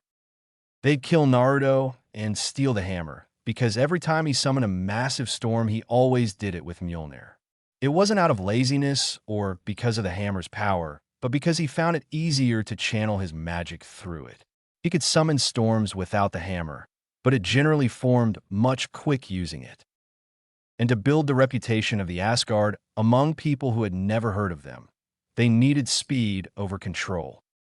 Odin hadn't been pleased when he found out what his grandson was doing, but he allowed it for one simple reason. Naruto wasn't trying to force the values of Asgard or its culture on them. He was just teaching the weak how to defend themselves without having to rely on the shinobi, who were little more than mercenaries who had a monopoly on the more powerful techniques and would abandon their duty simply because they weren't being paid enough. The humans of Midgard had a saying which Loki had tactfully put to use to help assuage Odin's dislike of the idea. The old give a man a fish argument. The civilians could rely on the shinobi to protect them, or they could defend themselves.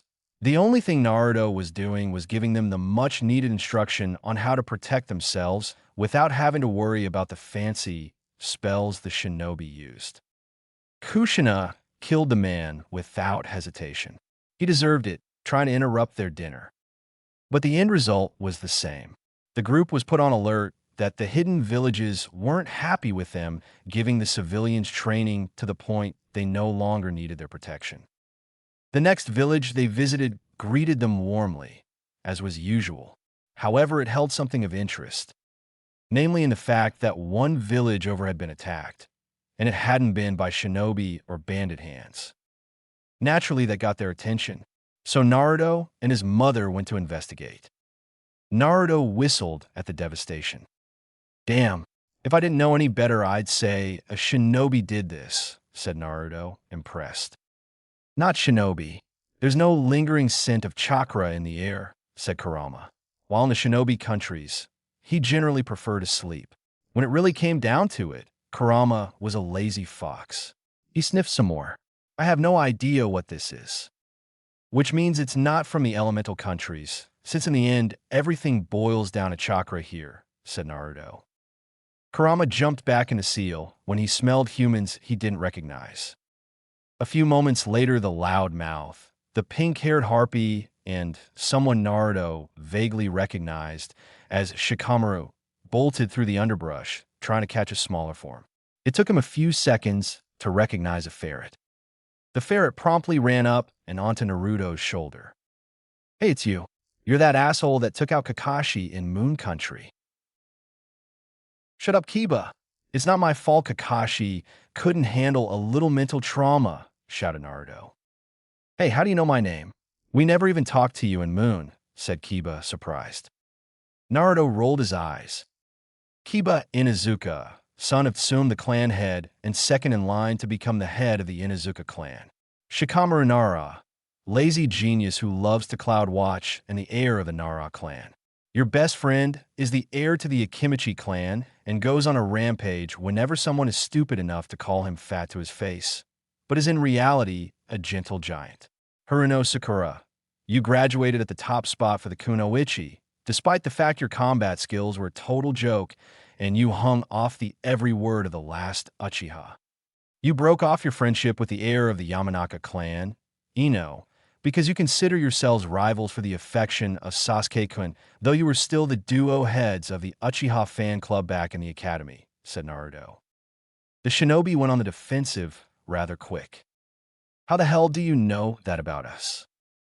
The same way I know it was you who helped to glue all the practice kanai to the ceiling fans when you were 10. Your mom made you clean the kennels for 2 straight weeks after Irika made you help around the academy until they paid for replacement kanai, since it was too troublesome to pry the damn things loose from the ceiling fans, said Naruto. He made a familiar hand sign, making the Konoha Nin even more tense before transforming. The slack jaws of disbelief and recognition were priceless. Kushina was cackling. Even she found his sexy jutsu more than a little hilarious. Naruto, said Sakura, recovering first. Naruto dispelled his naked girl hinge and grinned.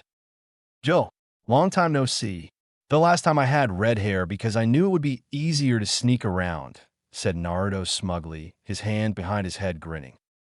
Troublesome.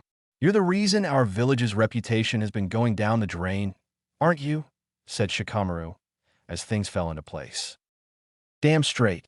You really think the king of pranksters would let the fact they basically banned me from ever becoming a genin go down without a fight? Wait, banned, said Kiba, still somewhat shell-shocked. Remember Mizuki-sensei? Asked Naruto, spitting out the word sensei as if it were a vile disease. They all nodded. The bastard was a traitor to the village. Since I was the only one who didn't graduate, he used me to steal a really important artifact from the Hokage's tower, and one sexy jutsu took out the third long enough for me to make a break for it. Then the AMBU showed up after Mizuki broke a really annoying law that warrants an instant prison sentence, and when I was brought up before the councils, they basically came to a unanimous decision within half an hour when it normally takes 5. They said not to bother becoming a shinobi because I'd never make Hokage with such a massive black mark on my record, and then told me I'd be banned from taking the genin test again for 2 years. So I left. Best decision I ever made, said Naruto. The shinobi all had rather sober looks, but things didn't really add up. They were likely to find out about Kurama, but Naruto could care less if they did. So what are you guys doing here anyway? Pet retrieval, said Kiba. What are you doing here dead last? Asked Sakura. She immediately regretted the familiar nickname when Kushina punched her hard on the head. No one insults my son like that and gets away with it. Databane, said Kushina hotly. Mom, you know those bastards at the academy, except Irika-sensei, had it out for me. They used to give me the harder tests all the time, said Naruto. MOM.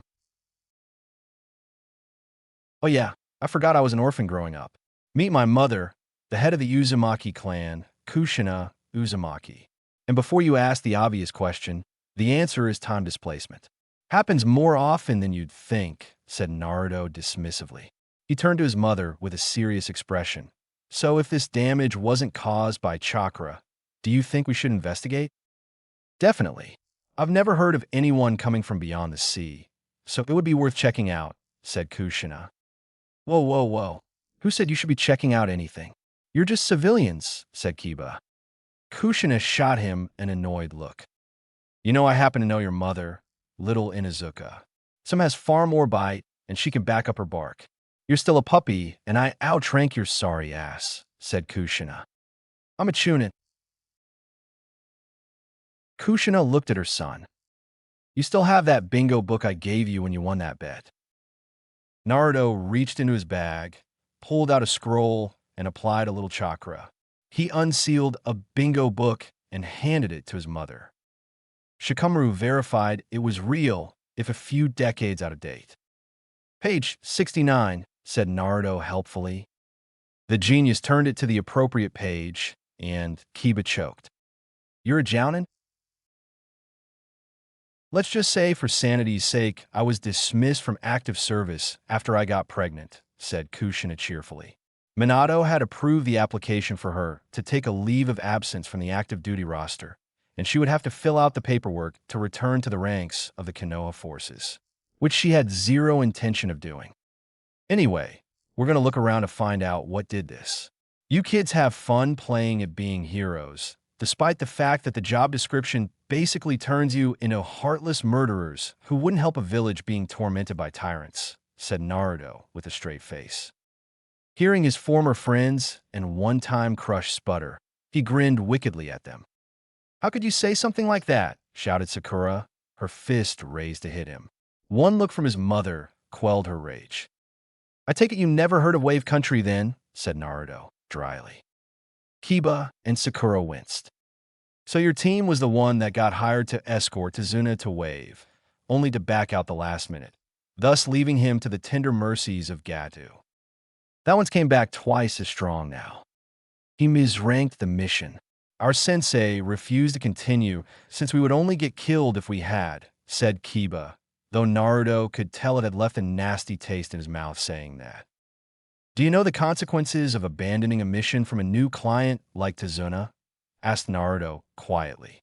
Shikamaru couldn't look him in the eye, which meant he had an idea what Naruto was about to drop on them, but wasn't going to enlighten his teammates. If a shinobi returns to the village and reports that a mission was underranked, then the client gets blacklisted for no less than a year. And since Tazuna was representing Wave, that means that even if they did come up with the money they needed to hire Konoha at the appropriate rank, then the village would have refused them. Do you know what happened when Tazuna returned without any shinobi? Sakura and Kiba were listening intently to Naruto now. His daughter Tsunami was taken a week after he came back, and by the time they were able to find her, the only thing we could do was a mercy killing. They had passed her around like a party favor until I came in with my friends and killed Gato. Her son hates Konoha because of the fact that you were too cowardly to continue the mission, and because of that his mother was taken. Seeing their horrified faces, Naruto continued. Konoha pretends to be one of the nicer villages, but at its root it's full of liars and people who'd kick someone when they're down, which is why we've been going around teaching civilians how to fight and stand on their own 2 feet, so they don't have to trust unreliable shinobi to handle things like bandits. Shikamaru spoke up for the first time since Naruto explained to the other two the way of the world. You're Erashur, the god of storms," said Shikamaru. Naruto pulled out a hammer that all shinobi had been warned about prior to leaving. "I tripped over this the night Mizuki ruined any chance I had of being a shinobi. Only found out later it was a legacy left by my father, and that only a worthy successor could pick it up, much less wield it. I have the power to help civilians without demanding payment, so why shouldn't I?" "You're going to completely undercut the shinobi villages," said Shikamaru. "Your point? The system is flawed, and it's in need of a good shake-up. Either the hidden villages learn to adapt and grow, or they die off. It's long past time someone helped out the little guys that fall through the cracks of the shinobi's precious missions," said Naruto flatly. He could see the gears turning in Shikamaru's head. "Oi, Naruto, are we going to head out or stick around?" shouted Karen. "What do you think, Mom?" asked Naruto. "I'd say the chance of seeing something from the continent is too good to pass up. We should at least investigate further," said Kushina cheerfully. "We're sticking around," he shouted back to Karen. He turned to the trio behind him and handed Kiba the ferret. "Have fun playing at being assassins," said Naruto. Kushina grabbed onto his neck as he twirled the hammer and let loose. He enjoyed the shocked expressions of Kiba and Sakura as they flew through the air a short distance to Karen and Loki. "Troublesome. Well, we got the ferret, now what? Depends on whether we find a client anytime soon or not. Let's look for them and keep an eye on Naruto's group at the same time," said Shikamaru. Outwardly, he was the same, but his mind was moving 100 miles a minute. He, like many of the Nara clan, had sensed the change in the winds. Konoha wasn't like it was when they were growing up. There was some spark that was missing from it, and if pressed, they could openly point to the moment it left. The day Naruto was declared missing by the Hokage. They had never found out why someone who had always loudly declared he would be Hokage despite all the crap threw at him had disappeared and never returned. And to be honest, his father had complained often enough about the old dinosaurs on the councils who refused to let things progress. How the third had looked tired since the invasion, and his post wearing him down the more years went by. If they could find someone new to follow, someone who represented what Konoha was supposed to be, Instead of the dried-out husk that stood in its stead now, he had little doubt that his clan would switch sides. Naruto had stood as a beacon of hope, not that they had realized it. Now that beacon had disappeared, and they all felt the lack wearing on them. Besides, the blonde had always been a good friend, and Konoha shinobi were loyal. It didn't take long for the three Chunin to get busted for spying on their old friend. And it took even less time for Kushina to drag them into their campsite. It had less to do with her feeling charitable to the Leaf Shinobi and more to do with keeping them within arm's reach in case they tried something. The more time Shikamaru reminisced with Naruto, the more an unsettling fact began to take root in his mind. Konoha was dying. 10 years, 20, it made little difference. Just being around Naruto brought back a spark Shikamaru hadn't known was missing until he saw the blonde again. But now that he realized something was terribly wrong, it began to fester, like an open wound that was almost impossible to treat. Finding the caravan that had hired them to retrieve their pet, Shikamaru and the others stuck around Naruto's group. If pressed, he would claim to the Hokage that he had chosen to do some reconnaissance on the source of the new cult that had been worrying the older shinobi for some time. It was impossible to miss the change in Naruto. 6 years ago, Naruto had been a goofy kid who loved pranks and was always hiding his real smile from everyone. Oh, he pretended to be happy, but you had to be a complete idiot to miss how miserable he was or that his stomach would ever so occasionally rumble from lack of food. He had been a runny kid, but in decent enough shape despite being dead last. He still had more stamina than most of the civilian-born students. Now, though, it was clear Sakura was regretting turning Naruto down so often. Naruto's baby face had filled out into something that had the girls more than interested in him. Though to be fair, her infatuation with Sasuke had taken a sharp dive after his retrieval. The last Uchiha hated Konoha and everything to do with it, and would gladly help burn it to the ground if given a chance. He knew for a fact that the council had discreetly turned him into a broodmare for a more loyal generation of Uchiha, and at one point he had tried to kill himself and take as many of the ANBU down with him. Shikamaru had noticed an unsettling number of young children under 4 with Sasuke's raven locks and dark eyes around the village. It was obvious that the council had no need for Sasuke as an individual and had already taken steps to reclaim the Uchiha bloodline without needing his consent. There were some things that not even Shikamaru could stomach, and if he ever found out where Sasuke was, he'd give his old classmate a mercy killing. While he was alone with Naruto, Shikamaru brought up what happened to Sasuke, guessing the blonde had never learned the fate of the last Uchiha. Naruto was uncharacteristically quiet, but quickly bounced back. It didn't take a genius like Shikamaru to realize Naruto would likely retrieve Sasuke or kill him to end his misery. It wasn't his problem.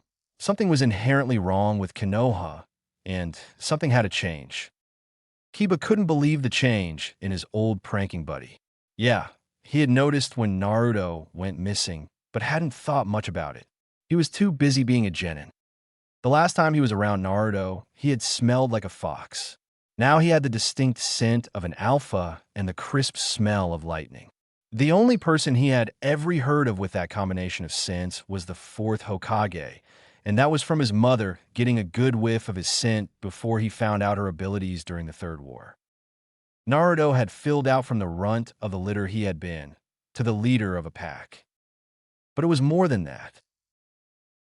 Kiba couldn't really place it, but when he mentioned it to Shika later, he realized something. There was something missing in Konoha, some sort of spark that had been trampled into dust when Naruto disappeared. A spark that Kiba found he missed. A lot. He could laugh and brought up old pranks with Naruto, and cracked up at some of the new ones Naruto spoke about, but he was openly dreading returning to his home. He didn't want to lose that cheer and joy that Naruto seemed to bring around him instinctively. Sakura Haruno didn't know what to think of Naruto.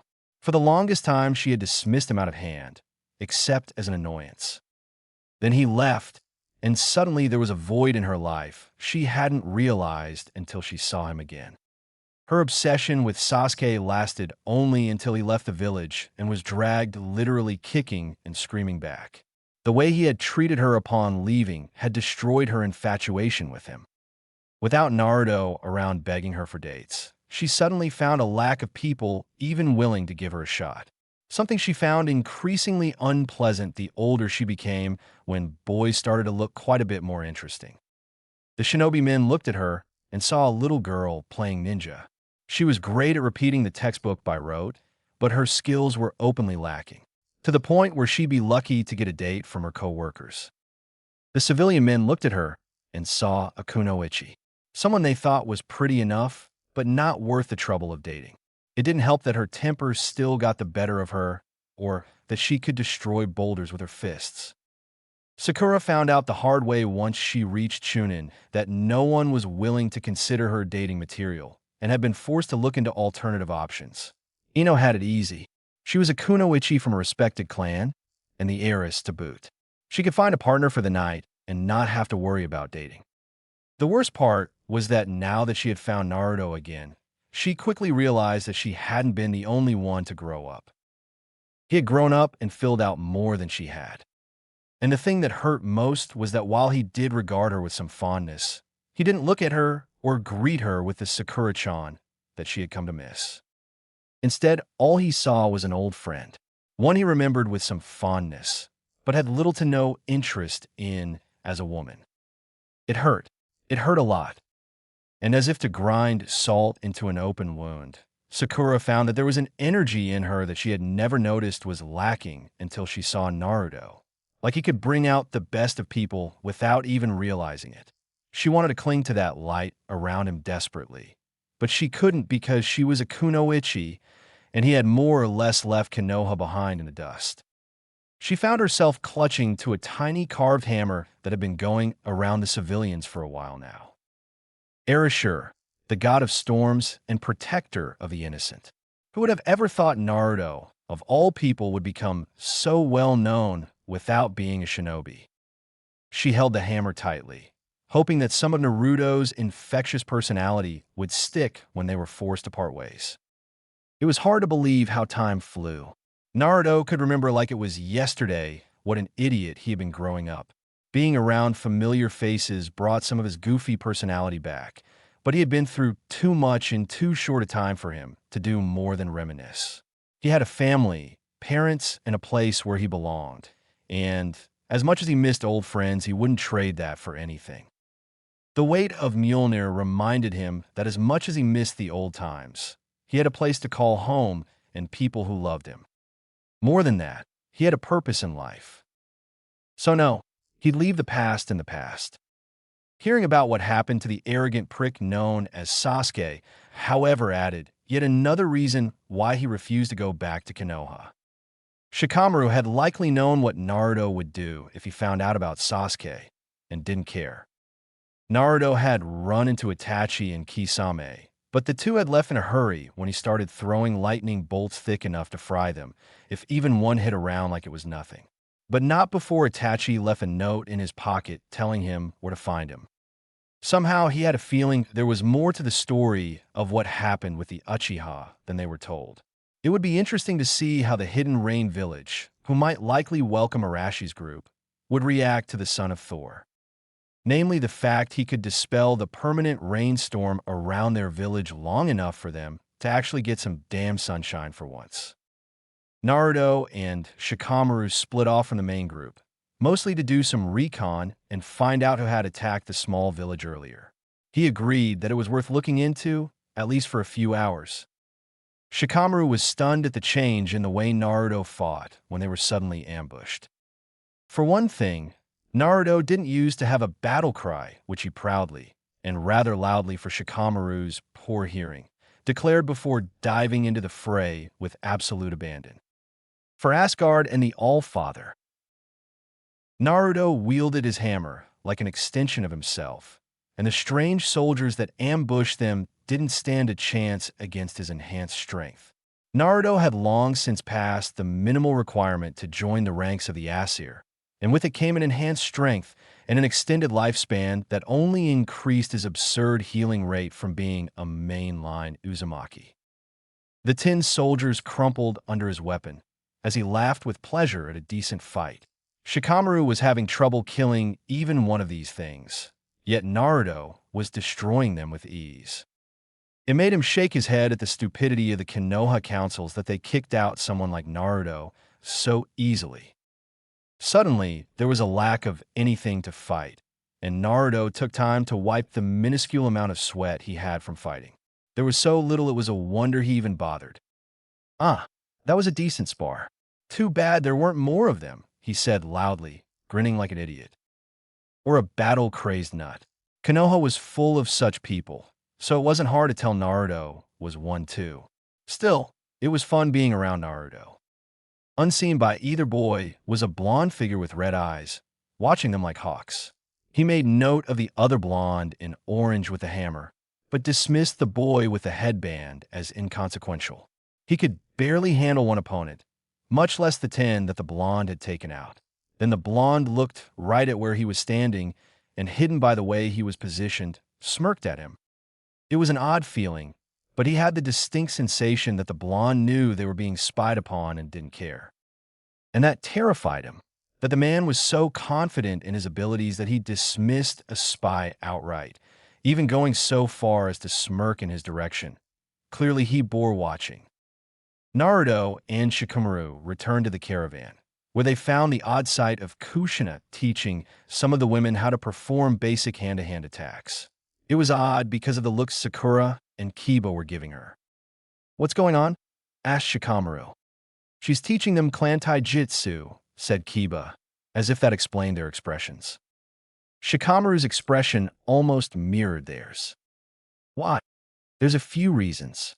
The two main ones are because it helps cut down on the caravan's concerns about bandits, and because it'll help them direct any missing clan members in the right direction," explained Naruto. Shikamaru caught on first. "Because your clan would recognize their style being used by outsiders and would demand to know where they learned it. The caravan could direct the missing members to an agreed waypoint to be recognized by the clan head and hopefully collect those that got scattered," said Shikamaru, deducing the second reason for teaching them something most clans held secret, if only to keep in-house. Kiba blinked, but his expression changed slightly, as if it were no longer confused. "I think I've heard about the Uzumaki clan in one of Irika-sensei's old lectures about villages that failed." Karen heard that comment and bristled. "The village didn't fail, dog breath. It was taken out by 3 major villages because they feared us." Seeing the way the Chunin reacted, Karen elaborated. "In a way, the Uzumaki were like the caravan they were traveling with at the moment. Homeless, scattered, but still hanging on through sheer stubbornness. And Naruto was spreading the word that he was calling them home. Even if the village hidden in the whirlpools would never be the same after the attack, there was a loud thud that alarmed the shinobi greatly, but didn't bother Naruto or his group one bit. They recognized the light show. "What was that?" said Kiba, grabbing his kunai. "Just someone coming from home to visit, or my father coming to borrow Mjolnir for a while," said Naruto. "Or to drag me to yet another noble party. Thank the All-Father that Asgard is firmly a warrior society," said Kushina, annoyed. If Asgard had been like the nobles of the elemental countries, where one had to play nice all the time, she didn't think she could stomach it. No, Asgard was an old warrior society, meaning they chose their queens and kings based on the ability to fight, rather than their ability to handle politics. So long as she could rein in her temper long enough to avoid insulting anyone too important, most of her outrageous behavior was tolerated or ignored. The only reason why she wasn't stuck in more etiquette lessons was the simple fact that she had more or less proven she knew most of what they were trying to teach. She had grown up as the clan heiress of a rather large and noisy family, one which had a village to themselves, and she really hated being bored. So they let her spend plenty of quality time with her son, while Loki discreetly taught Naruto everything he and Karen needed to know. At this point, Karen was considered his second-in-command and his personal advisor, so she was a permanent addition to the family. It didn't hurt that Naruto basically treated her like the sister he always wanted, but never had a chance to have until now. Hearing the shout, alerting the camp that someone was approaching, smart move, considering Naruto was sometimes bored enough to trap the area around them while they slept. A blond man that had all three Konoha shinobi staring in shock approached. "Hello, father," said Naruto cheerfully. Thor nodded to his son before kissing his wife. "Come to borrow your wife or the hammer?" asked Loki. "Actually, I came to get away from mother's politic lessons. Father is almost due for another one of his slumbers, so they're shortening the time limit until the coronation," said Thor easily. Loki snorted. "Well, you're in luck. We've stumbled on a rather interesting adventure that involves the continent across the sea." Thor perked up at that.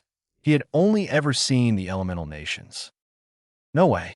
The fourth Hokage?" said Sakura shocked. "Oh yeah, I forgot he's supposed to be dead," said Naruto almost as an afterthought. "Shika, Kiba, Sakura, meet my father Minato Namikaze, or as he was known before I kidnapped him and my mom, the fourth Hokage." Kiba looked at him with disbelief, before his mind said what he was thinking before he had a chance to filter it. They threw out the heir of a founding clan and the son of the fourth Hokage. "Is the Konoha Council full of morons or something?" said Kiba. "Yes," came the unanimous reply of Thor, Kushina, and Naruto at once. "Wait, how come you address him as father, but you address him," Shikamaru pointed at Loki, "as dad?" asked the Nara heir. Thor looked at Shikamaru before his face brightened. "Shikaku's son?" he asked. Shikamaru nodded. He looked at Kiba, which makes Yutsume's child. Thor frowned at Sakura. "She's from a merchant family father," supplied Naruto helpfully. Thor nodded, pleased he hadn't forgotten anyone. He either didn't notice or didn't care that guessing their parents without being told had only cemented the idea that he was the fourth. Kiba accepted the fact that the blonde who looked far too much like the dead fourth Hokage was Naruto's father faster than Sakura or Shikamaru had, for one simple fact. He smelled a lot like Naruto, only older and with a stronger lightning scent. Sure, Naruto had tints of sea and what could only be the wind. He was basing it on his limited experience in Suna during a few missions for trading, but so did Kushina. The only time someone had a mixture of two scents like that was if they were closely related, like say parent and child. So obviously this newcomer was Naruto's father, even if he called the black-haired man with sneaky green eyes dad. Kiba wisely didn't say a word about what Kushina-san and the newcomer were up to when they both headed out to patrol the area while the caravan set up for the night. Naruto obviously had an idea, but kept his mouth shut. It did not help that Loki kept making snarky remarks about him being an older brother soon if Thor had Kushina had any say in the matter. The fact that if Kushina got pregnant again meant she would have to return to Asgard until the child was born was one of many reasons why Naruto preferred not to think about it. It was only natural to make the Chunin do the hard work of infiltrating the rather odd transportation machine. Being from Asgard, it wasn't hard to guess that this was some sort of mobile fortress, one designed to allow one to infiltrate enemy territory without having to worry overly much about the local wildlife. In other words, it was something to be more than cautious around, if only for the fact that it had an unknown number of enemies inside it. What the reported only confirmed that it wasn't anything the shinobi were familiar with. Thor looked rather excited about finding out more of this strange power. "So let me get this straight. Your big plan to completely ruin the shinobi villages is to teach civilians taijutsu," said Kiba, looking at Naruto like he was nuts. They were more or less riding on their respective Nin partners. Akamaru had gotten big, and Kurama had been bribed with the promise of chaos, while Naruto explained his big revenge plan against Konoha. Taijutsu and basic E-ranked jutsu, clarified Naruto. "Let's face it, most bandits can't handle a properly trained genin, which is the most the average civilian would be able to reach if they hadn't started early like you did. And I've been around the third Hokage enough to know that a good chunk of a shinobi village's investment money comes from C ranks, which is what dealing with bandits is generally labeled as. Shikamaru, who was on one of the odd animals that the caravan let them ride, nodded. I see what you're saying. The most common missions for shinobi are D and C ranked missions. Take out the need for assistance in dealing with things like bandits, and you'll force the village to prioritize their assets. To be honest, most of the shinobi wars are caused by there being a surplus of shinobi in one or more villages, and a lot of little things adding up until one big incident sets off the powder keg. If you look back on all the wars, or look at the records, you'll find that shinobi actually made more money during a war than they do during times of peace. The problem is that most civilian villages tend to suffer from the fall out of the argument, said Karen, adjusting her glasses. Seriously, said Kiba. I was a librarian during our excursion to the past, and there aren't any restrictions on declassified census documents. All missions outside the village came with a risk assessment multiplier attached during war times. After the wars ended, that RAM was removed within the first year, once the hostilities were confirmed to be over. Furthermore, wars have a habit of promoting the village in more than just adding to the wallets of the shinobi. After a war, within the first 3 years, there is always a massive baby boom and subsequent rise in academy students after 7 years have passed, said Karen. No way, said Kiba. Makes sense. Odds are there be an influx of chunin and jounin, with only the really young remaining genin after a war. They dropped the standards for promotions during wartime efforts, said Shikamaru. I get that, but how does teaching civilians to fight like green genin get revenge on Konoha? Asked Kiba. Simple. Who do you think suffers the most during war times? The shinobi have their villages to back them up, but in most cases it's rare for some of the other villages to care about civilian casualties. Most of them won't even bother with evacuating them during war times to avoid having some disguised shinobi stabbing them in the back. And you have to remember civilians have a much longer life expectancy span compared to the average shunin. It's rare for shinobi to live past 50. If they're lucky, said Karen. Civilians will close ranks against the shinobi, and the samurai will likely create agreed neutral territories during war times if they're asked the right way. Which means the only ones dying would be the shinobi, since most civilians could care less about the whole village affiliation thing that the ninja have, save to hate certain clans for accidentally killing off a favored family member, said Naruto. Which is why we're going to bring the Uzumaki clan back.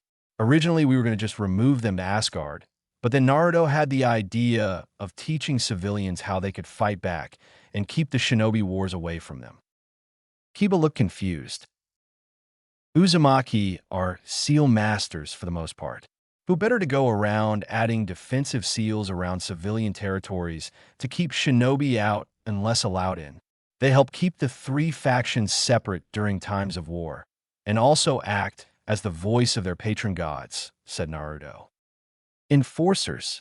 You're planning to turn your clan into enforcers, said Shikamaru. Enforcers of keeping the peace. Did you know the Uzumaki clan was all but wiped out by 3 of the 5 major villages out of fear because they were considered too powerful thanks to their knowledge of Fuinjutsu, said Kushina. Sakura looked fascinated. Kiba and the other Konoha nin had to do a double take on Naruto and the fourth's rather loud battle cry when the camp was attacked. The two practically jumped in the fray, and it was easy to see the resemblance between the father and son. But while Naruto was Thor's son in blood, it was pretty clear that he took more after his mother in personality, as well as his adopted father. As much as Thor would have loved to raise his firstborn, the sad fact was that he was robbed of the chance. He had no issue with Loki being Naruto's father. At this point, he was more like a beloved uncle than his father. There was also the fact Naruto now carried Mjolnir. Odin had noticed a sharp increase in Thor's ability to lead, likely as a holdover from his time as the 4th Hokage, however short that had been. With Kushina keeping him on a tight leash when he was drinking only made the decision to turn Thor into the proper king of Asgard easier. Odin was tired. He wanted Thor to take his rightful place as king so he could get some rest. In return, Thor learned to use his father's staff. It was awkward, and he often used Naruto's original hammer that he used to blacksmith with when keeping the peace. His son didn't mind since he now used Mjolnir. but it worked. The two of them fought like a well-oiled unit. Not surprising considering they had fought together while Thor showed his son how to use the hammer properly. Thor laughed boisterously as they took out the odd women with the powers to change. The armored figures, which proved to be empty, fell before them. That was a fun diversion, right, old man? Loki snickered at the pained look on Thor's face. I'm not old. I'm only in my teens, and you in your hundreds. Hell, even Mom is younger than you by several centuries. By that definition, you're old, and technically a cradle robber, said Naruto flatly. Kushina, hearing that comment, started cracking up, and Loki didn't bother to hide his laughter.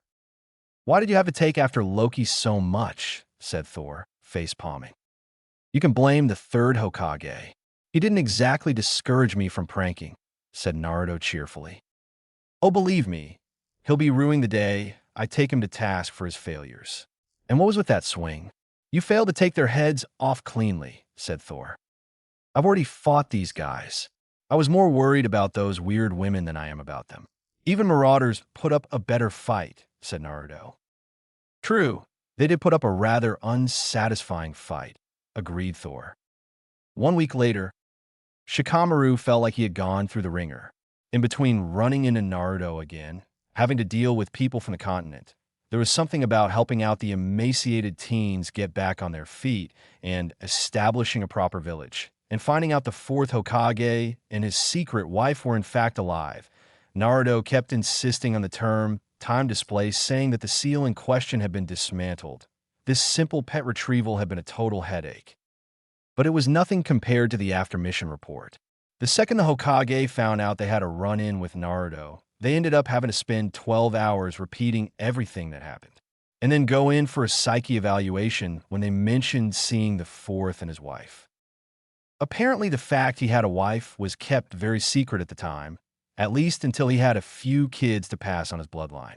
The fact Kiba positively identified his wife from a photo and her old nickname only made their story much more believable, because the fact that Kushina had died long before any of them would even know about her meant they wouldn't have known to ask.